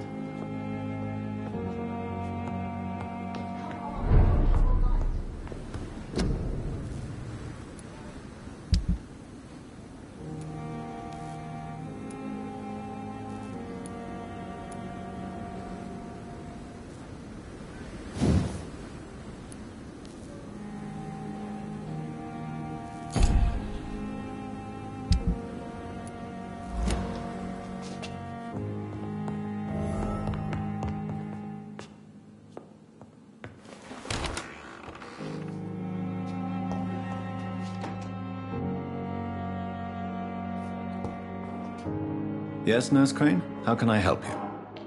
I'm so sorry. I know Dr. Swansea wanted you to rest, but we have somewhat of a crisis. A crisis, you say? Our supply of antiseptics is nearly depleted. I was hoping there was another box up here, but...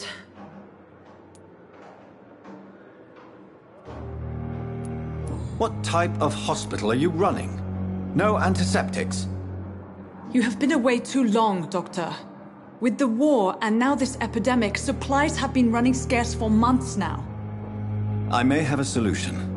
In France, during the war, drugs shortage was a daily problem, and we had to use our wits to overcome the shortages. However do you mean? If combined correctly, certain household chemical products can be used in a pinch instead. Now, where's the hospital storeroom? The storeroom? Fat chance. This is the Pembroke. And space is luxury we don't have. Everything used to be stored in the old morgue. Perhaps I should look there first. Where is this morgue? It's the large building behind the hospital. You'll need to go in the back door because it's been sealed off for sanitary reasons. Take this key. It opens a small back entrance at the end of a narrow street. The abandoned morgue behind the hospital. A small door at the end of a narrow street. On my way, then. Thank you, nurse.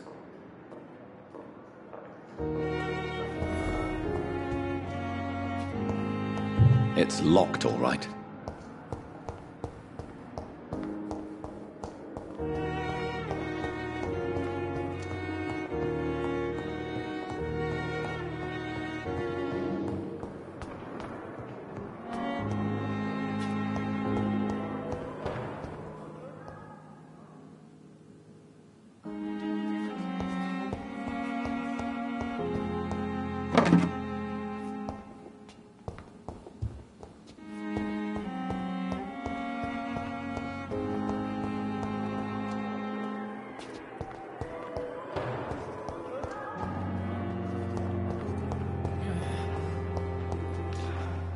Good evening, Miss Howcroft. How are you tonight? I need blood, Doctor. Warm, rich, vibrant blood. Tell me, Thelma, why do you feel so attached to Mr. Elwood? Why him? I'm not sure, Doctor. I think we have a bond of some sort. We've both suffered so much. He's the only mortal I find interesting. Do you plan to make him a vampire too? Of course not. How could I inflict my curse on anybody else? I'm not that cruel, Doctor. Would you say you and Mr. Elwood are romantically involved? No. No, Thomas is a delicate soul. Even though he disguises it. But I am not the woman he needs. No, for I am a vampire, Doctor.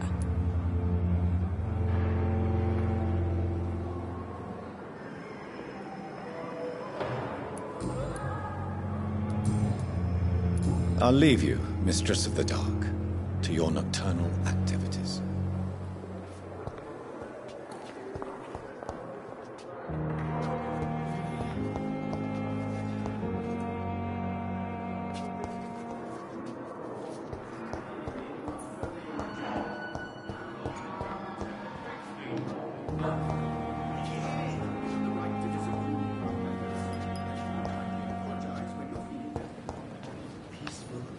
Thelma Howcroft said she was being watched by vampire hunters. Where are they hiding?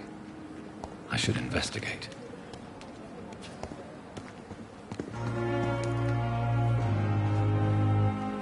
Good evening. I'm Dr. Reed. Always a pleasure to meet a colleague, sir. Especially when he was supposedly dead. A colleague? Are you a doctor too? Not anymore, sir. I used to be Dr. Rakesh Chadana. Now, I'm just Mr. Chadana, pawnbroker and humble guardian of this morgue. What do you mean, you used to be a doctor? Was your license revoked? No, sir. It is just that I like to be precise. I run a little pawn shop while taking care of the dead. But I used to be a real doctor.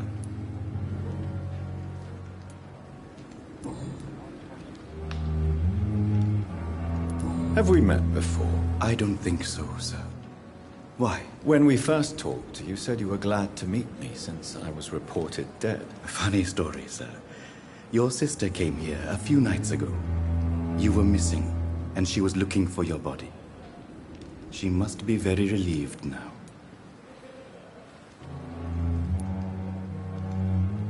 Are you afraid or uneasy being surrounded by so many corpses? Why should I? These bodies are empty vessels.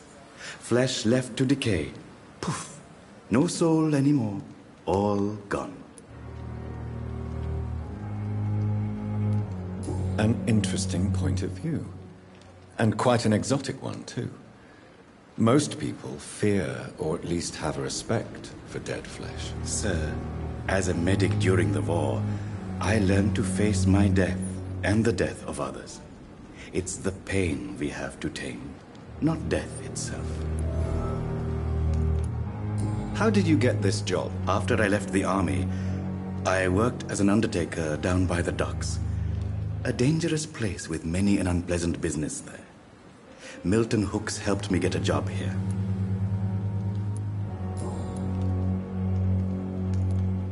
Do you work here alone? Yes, very easy work, sir. All I have to do is watch a few bodies. The situation was very different when the main morgue was still open. Why do you have to watch these bodies? Because these poor fellows have no names. We keep them in case someone comes looking for the missing.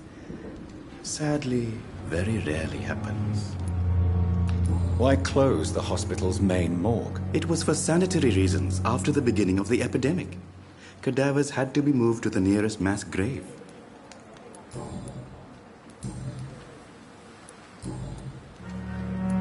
A pawnbroker? I expect you get all types of people here. Yes, sir. All kind of people. For I sell all kind of goods. Who comes here to trade with you? It's very unhygienic, even unsafe. Diseases can spread. For the customers, for the hospital. I'm very cautious, sir. I've been a doctor, remember? And all my clients are good people. In fact, I think I only know good people. What kind of goods? With the quarantine, it's not always easy to buy things. So I trade, I exchange. Some people sell, some others buy. I like to help. Since you're not afraid of dying, do you believe in life after death, Rakesh? No. I believe we must do all the good we can while alive. For our time is short, and the obstacles are endless. Do you think you would enjoy immortality as a concept? I don't think so. Don't mistake me. I love life, and I'd like to live a long life. But everything has to decay, sir. Even goodwill.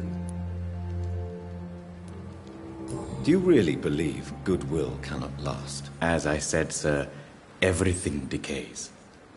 If I was to never die, goodness, I would be bored or worse. And I like to be helpful, sir.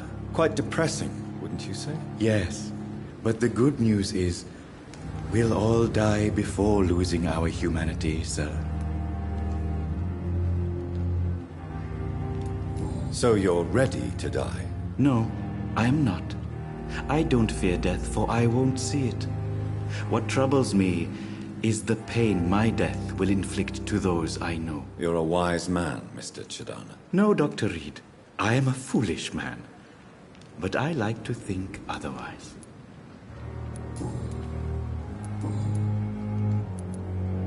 Please show me what you have to sell. Of course. It's just trinkets and curios, really. But I'm sure they can be useful.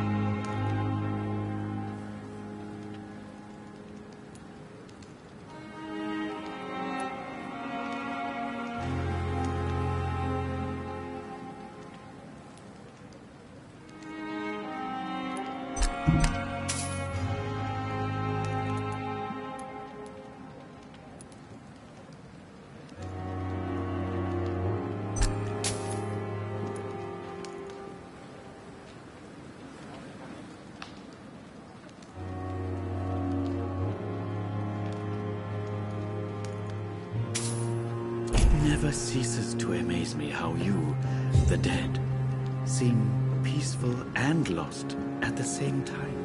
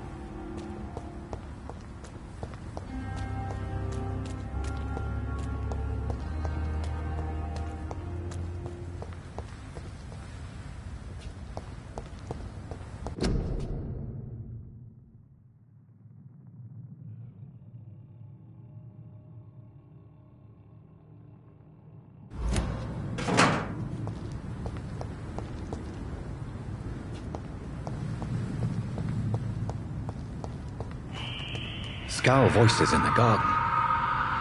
I should investigate. If they were to find somebody...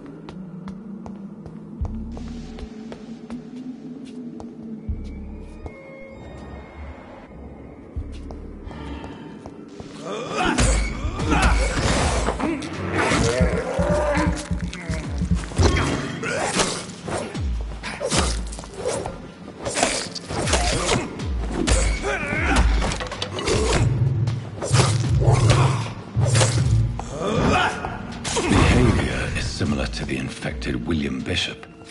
Must be the same strain. This sickness moves faster than influenza.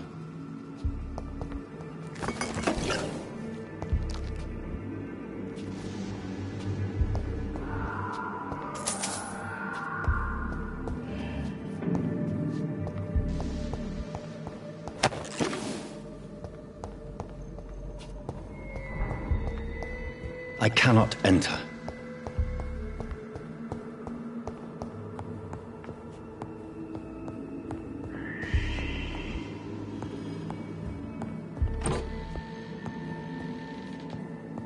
This key will surely grant me access to the basement.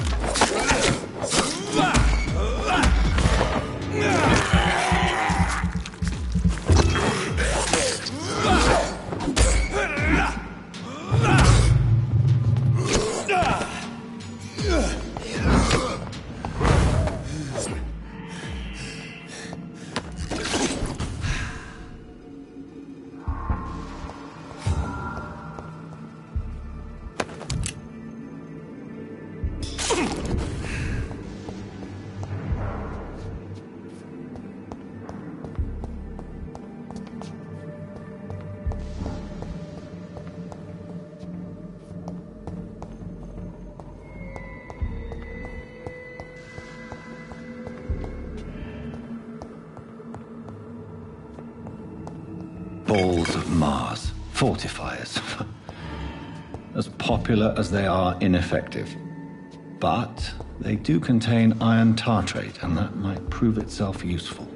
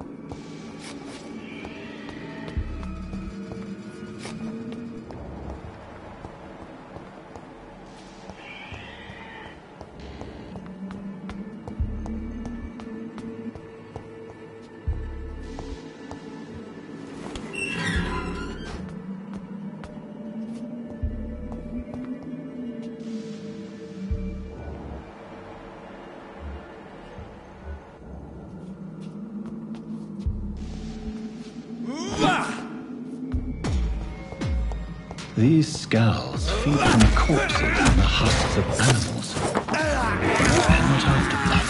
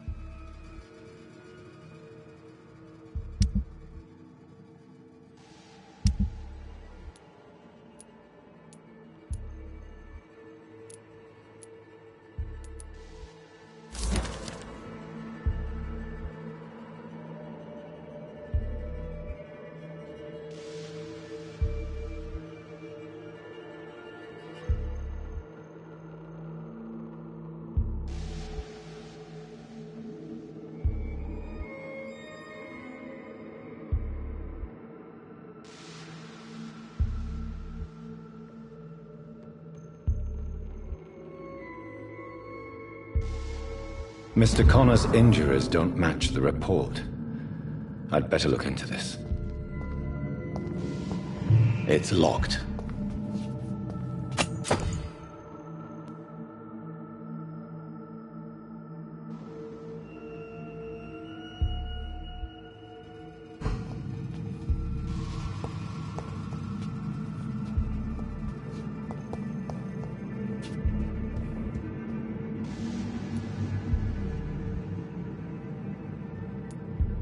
Traces of a pinkish foam at the corner of the lips. Some sort of drug overdose, perhaps? Multiple abrasions and scarring on the arms and legs. Old and distinctive injuries of a sailor or a fisherman. The chest was originally opened to perform the operation. The sutures are clean, but the chest has been reopened.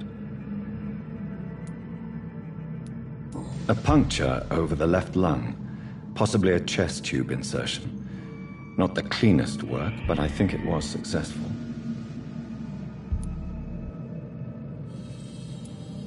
Signs of internal bleeding. So, Dr. Tippett's anesthetics were incorrectly dosed, causing the patient's death. And then he tried to operate on him again. Tippett has made an egregious error.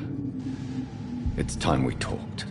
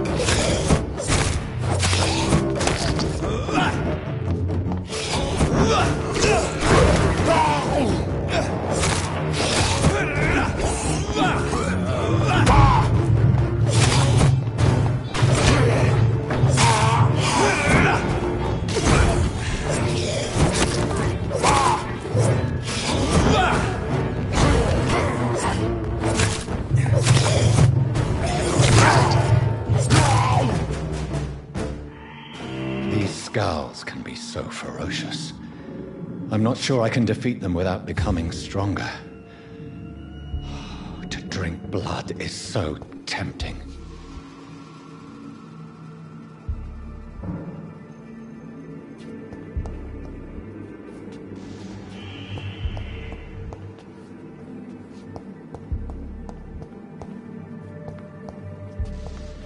Sodium hypochlorite.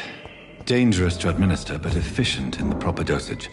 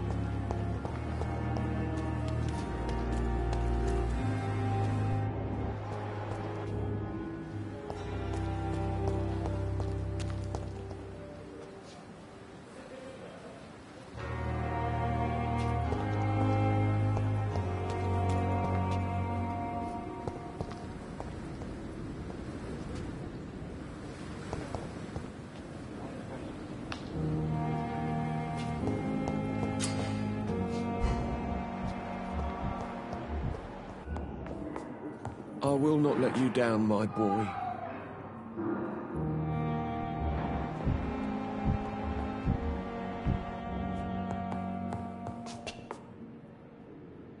My sweet girl. Finally, you've returned, Doctor. Did you find anything of value? Yes, nurse. You've worked your first miracle, Doctor. Now, this patient here needs immediate treatment. Duty calls. When the storm has passed, I'll show you how to mix the remedy yourself with the same basic ingredients. Many thanks, Doctor. When you've finished, you ought to report to Dr. Swansea in his office. He's been looking for you. Seemed pressing.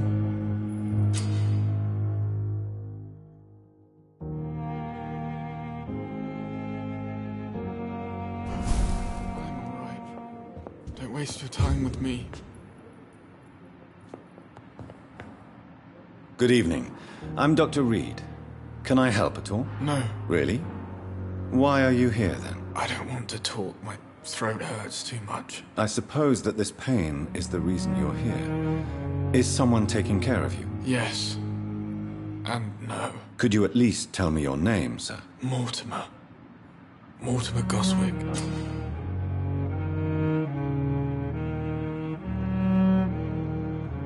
Do you need any help? I'm afraid I may, sir. I don't mean to be a burden.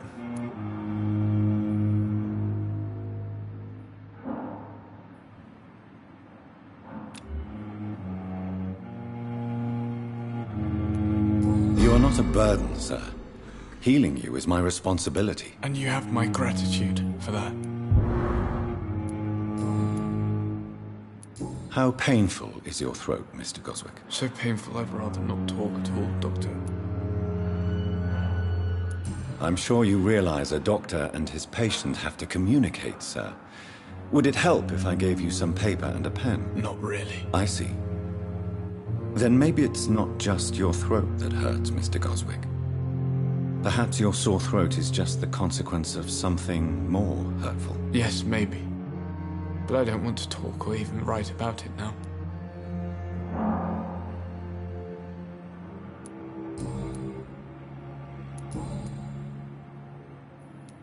Tell me about yourself, Mr. Goswick. I don't want to talk, Doctor.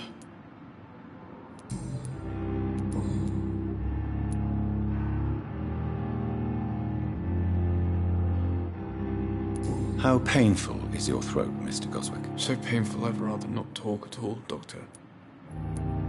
I'll let you get some rest, then. Good evening, sir. Doctor. Good evening, madam. Can I help you? It's my son who needs you, sir. I'm Dr. Jonathan Reed. How can I help your son? I'm Beatrice Goswick, mother of Mortimer Goswick. Could you check on him, please, Dr. Reed? I've heard much of your talents as a physician. What can you tell me about yourself, Mrs. Goswick? Not much to say. Just take care of my Mortimer and I'll cover all the expenses. That's all that matters. Are you really that rich? Most of the patients here are of a more humble origin, if I may say so. Yes, thanks to my husband. May he rest in peace. I can cover any needed medical expenses.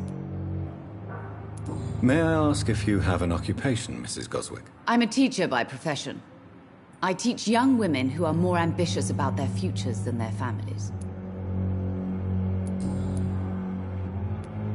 What do you think of your reception here? Any complaints? I have had the uttermost reservations about this hospital since we arrived. But we had no other choice, considering the state of emergency. Is there something in particular that's bothering you? Some of the staff were not especially welcoming. I suspect they're not accustomed to dealing with patients of such social standing. Tell me more about your arrival at the Pembroke Hospital. What gave you such a bad first impression? The ambulance driver was quite rude, for a start. And that nurse, Miss Hawkins, seems to have quite a dubious attitude. What do you mean? She managed to secure a bed for my son despite the epidemic. It was a relief, but it wasn't cheap. She charged you for a bed? Yes, and I paid without question, considering the urgency of the situation. I share your concern, Mrs. Goswick. Be sure that I'll talk to the people involved. I don't expect compensation, Dr. Reed. But I'm aware such behavior would not be tolerated in other hospitals.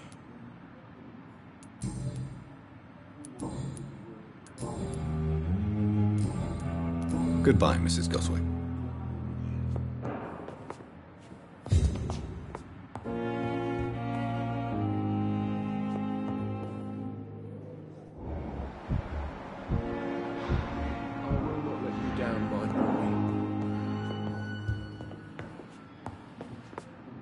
I'm all right. Don't waste your time with me.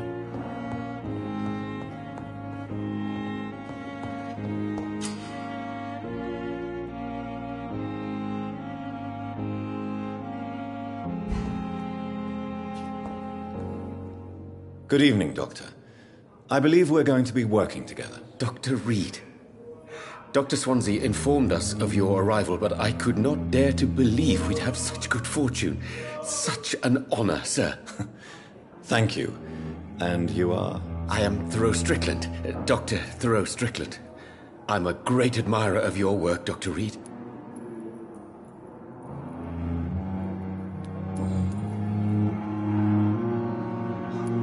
Please, could you tell me something about yourself? I'm a great admirer of your work concerning blood transfusion, Dr. Reed. I run my own experiments. I'm convinced it's the future. I based my technique on my mentor's research. He helped me perfect my method. What is yours? I'd rather not talk about it. For now, it's just theories and first approach. My process is purely experimental and unsuccessful. As long as you're cautious and methodical, you may remain empty-handed, but you won't fail. You're not the first one to warn me. But I am convinced knowledge is the main weapon against the ravages of this epidemic. What made you choose to be a doctor? I'm not ashamed to admit you and your work have inspired me. I am honored to have the opportunity to work by your side. It's always a pleasure to share scientific and medical knowledge with someone eager to learn. I'll be glad to help you if I can. This epidemic may be the century's most terrible disaster, but I'm convinced that we, as doctors, are the only ones able to defeat it. What can you tell me about the Pembroke? Well, it has always been an honor to work with Dr. Swansea. But with your arrival, I can't think of a better opportunity to learn about blood transfusion. You seem quite optimistic.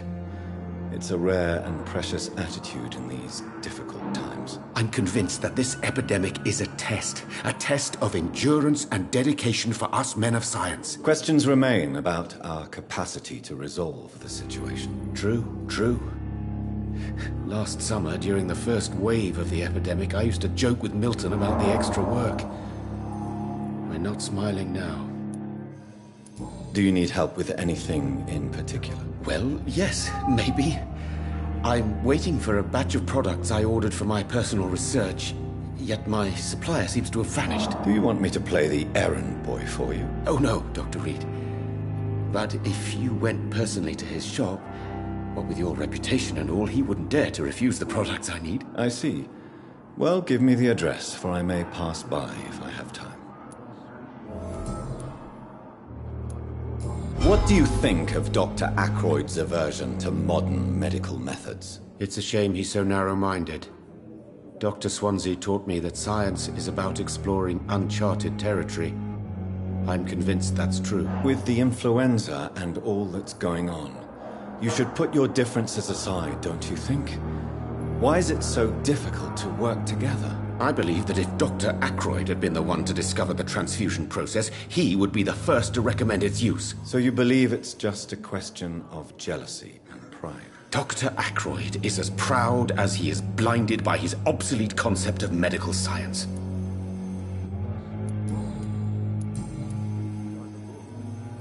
Tell me more about your willingness to experiment with new medical techniques. Harvey Fiddick is a patient suffering from a severe injury that could cripple him if not treated correctly. I'm convinced your blood transfusion technique could help him. What is it you really want?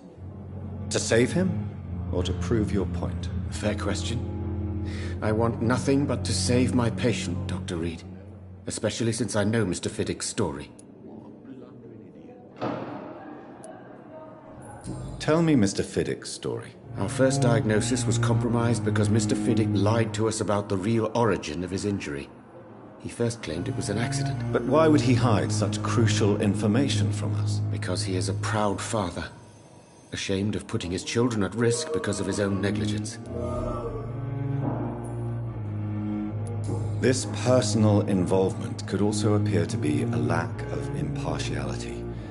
You must know that a good surgeon must remain neutral. I agree. But that does not excuse Dr. Ackroyd's behavior, a man who did not even take time to converse with his patient. Do you think keeping his distance was a mistake?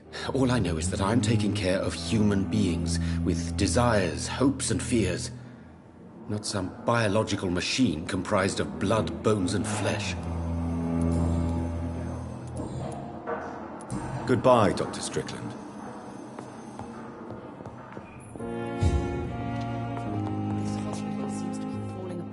Good evening, Mr. Fiddick. Good evening, Dr. Reed. Any news about my operation?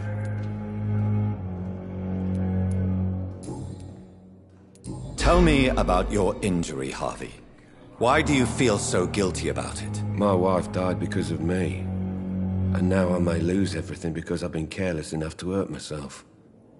What an arsehole. How could your job be responsible for your wife's death? I was working a double. She went out to bring me a hot meal and got caught in a German bomb raid. You can't hold yourself responsible for your injury, Mr. Fiddick. Unless you tried to hurt yourself. Of course I didn't hurt myself. But I can't work until my arm is fixed. My children need to eat, Doctor.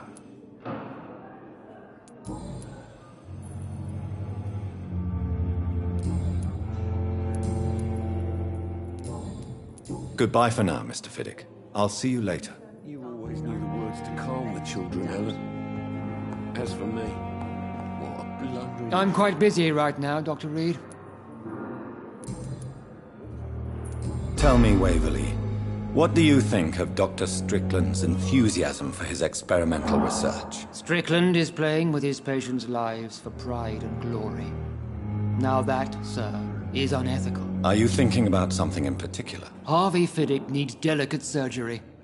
I believe we should stick to the usual procedure, but my young colleague obviously disagrees.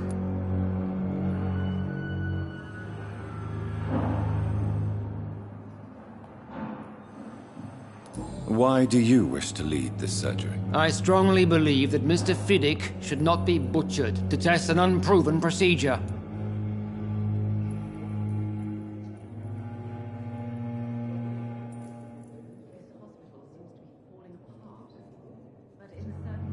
If you are going to lead this surgery, I'm trusting you to assume the consequences of your actions, whatever the result. I'm not the kind of man who runs away from his responsibilities, Dr. Reed.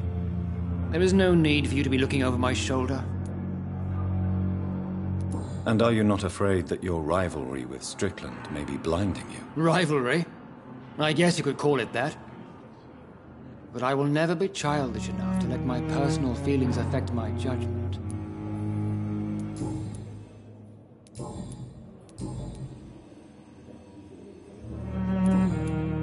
Thank you for your time. We'll talk later.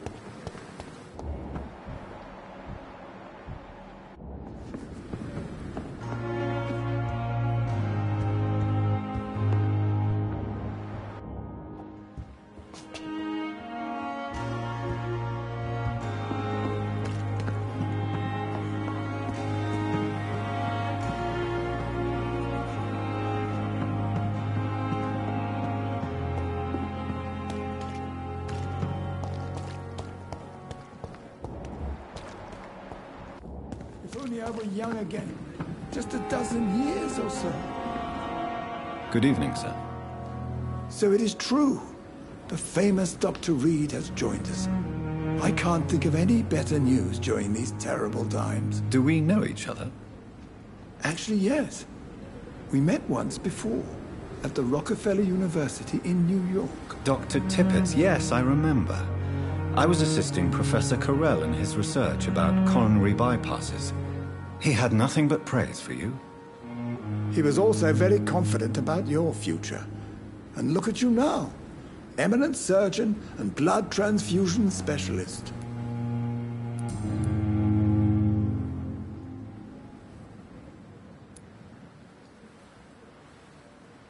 What is the Pembroke Hospital situation? And please, speak freely. This hospital is not exactly the best of London. I'm sure you are used to working in a better environment.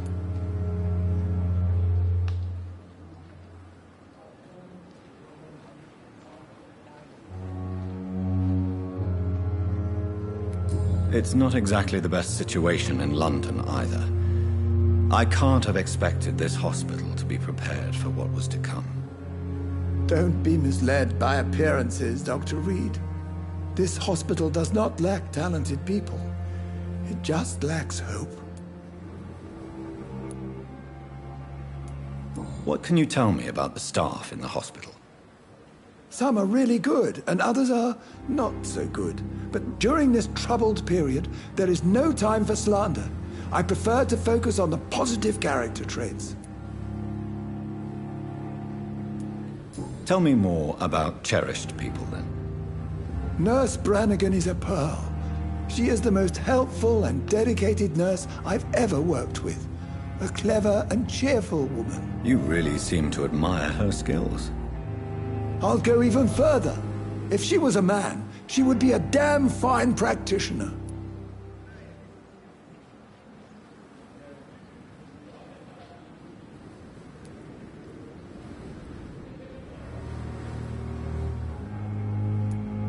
Any opinion about the management? I don't always agree with Dr. Swansea's reserve, but I must admit he does all he can to keep this facility running during this crisis. Ah, yes, the burden of command. I was fed up with this concept while serving as a medical officer. Don't get me wrong. Swansea's a good administrator. I just wish he would get out of his office now and again.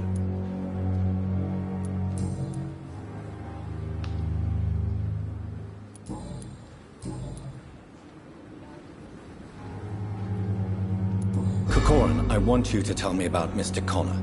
How did he die? What happened? He was my patient. He died because of my mistake. That's the blunt truth.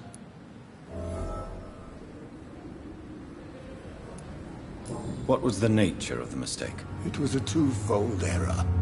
My diagnosis was wrong, and the administered dosage was too strong. Who was this patient? I don't know. Some sick man from the docks, maybe a fisherman. I had no time to talk with him. No one claimed a body. Why not stop practicing? Are you mad? I killed that man, I admit it, and it won't happen again. I have saved so many lives since then.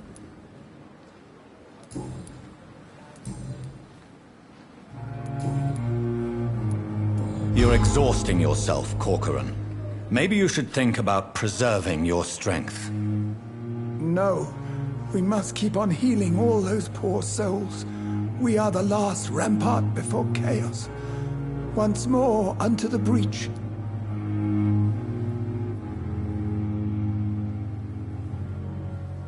Nurse Brannigan is worried about you, Doctor. She should not have told you that. I will have a word with her. You don't have to blame her for her honesty. I'm not that kind of man, my dear Jonathan. Actually, Nurse Brannigan's opinion is the only one I may listen to. Goodbye, Dr. Tippett.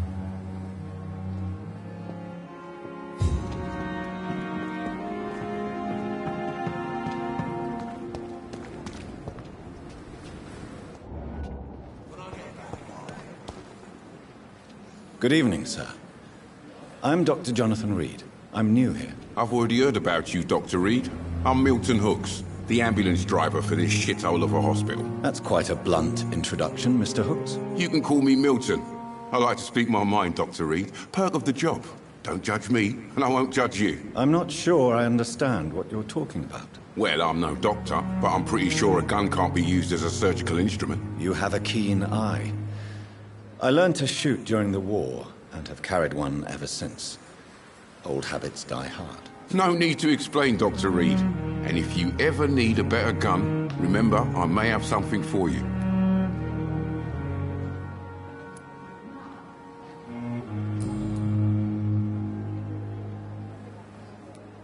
How is the situation around here? You want to hear the situation is all right? It's fucking awful. We lack everything, and it's getting worse every day. So what do you do exactly in this hospital? Apart from smuggling guns, I mean. I've been an ambulance driver since... too long, I guess. I bring sick people here night and day. It's a dirty job, but I get it done. Most of the time.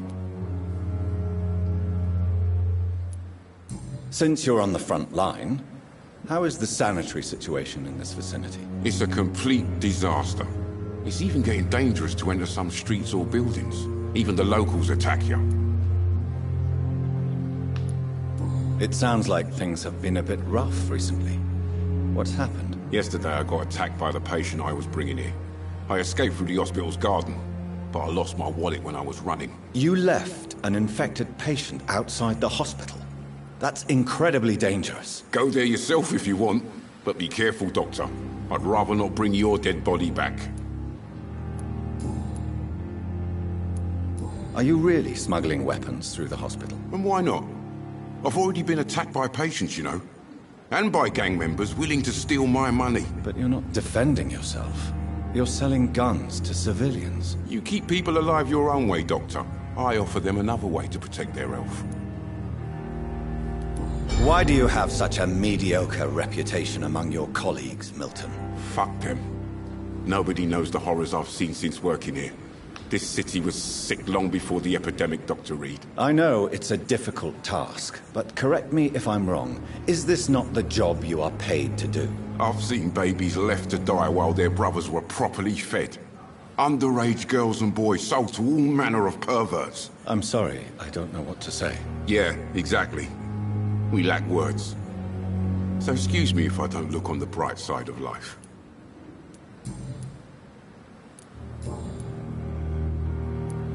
Tell me why you're extorting money from some of the patients here. If a patient wants a bed, he'll have to pay me a little fee.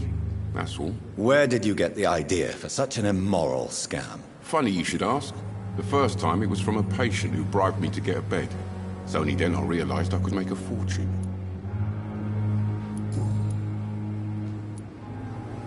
I have some good news, Milton. What? The epidemic's over? I retrieved your wallet. With all the money, and a certain picture. Well, yeah, Pippa Hawkins is my girl. So what? Is it the difference of skin color that bothers you? Not at all, Milton. Good. Please, take this money anyway. To remind you to keep your mouth shut. Not everybody is as broad-minded as you, Dr. Reed.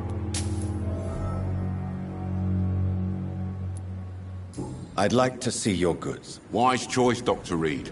A reliable gun is what everybody needs these days.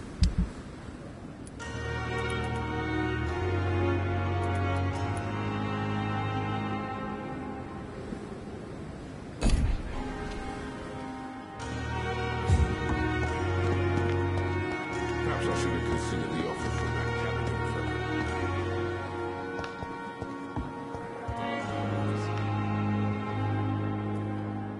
I have wasted too much energy for so little result.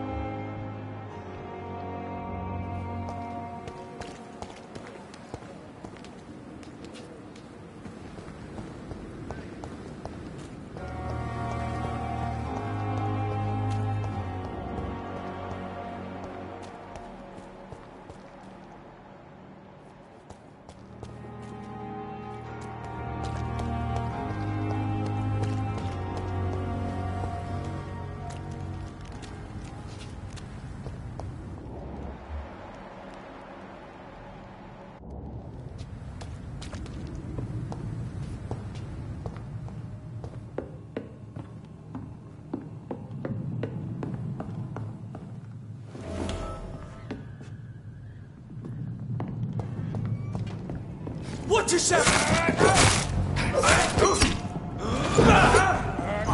Leech is fast!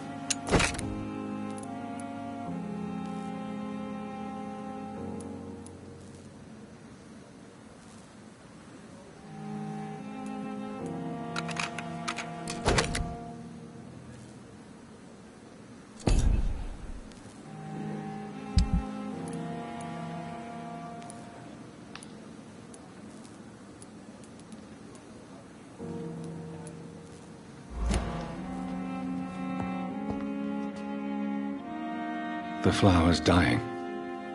It needs water.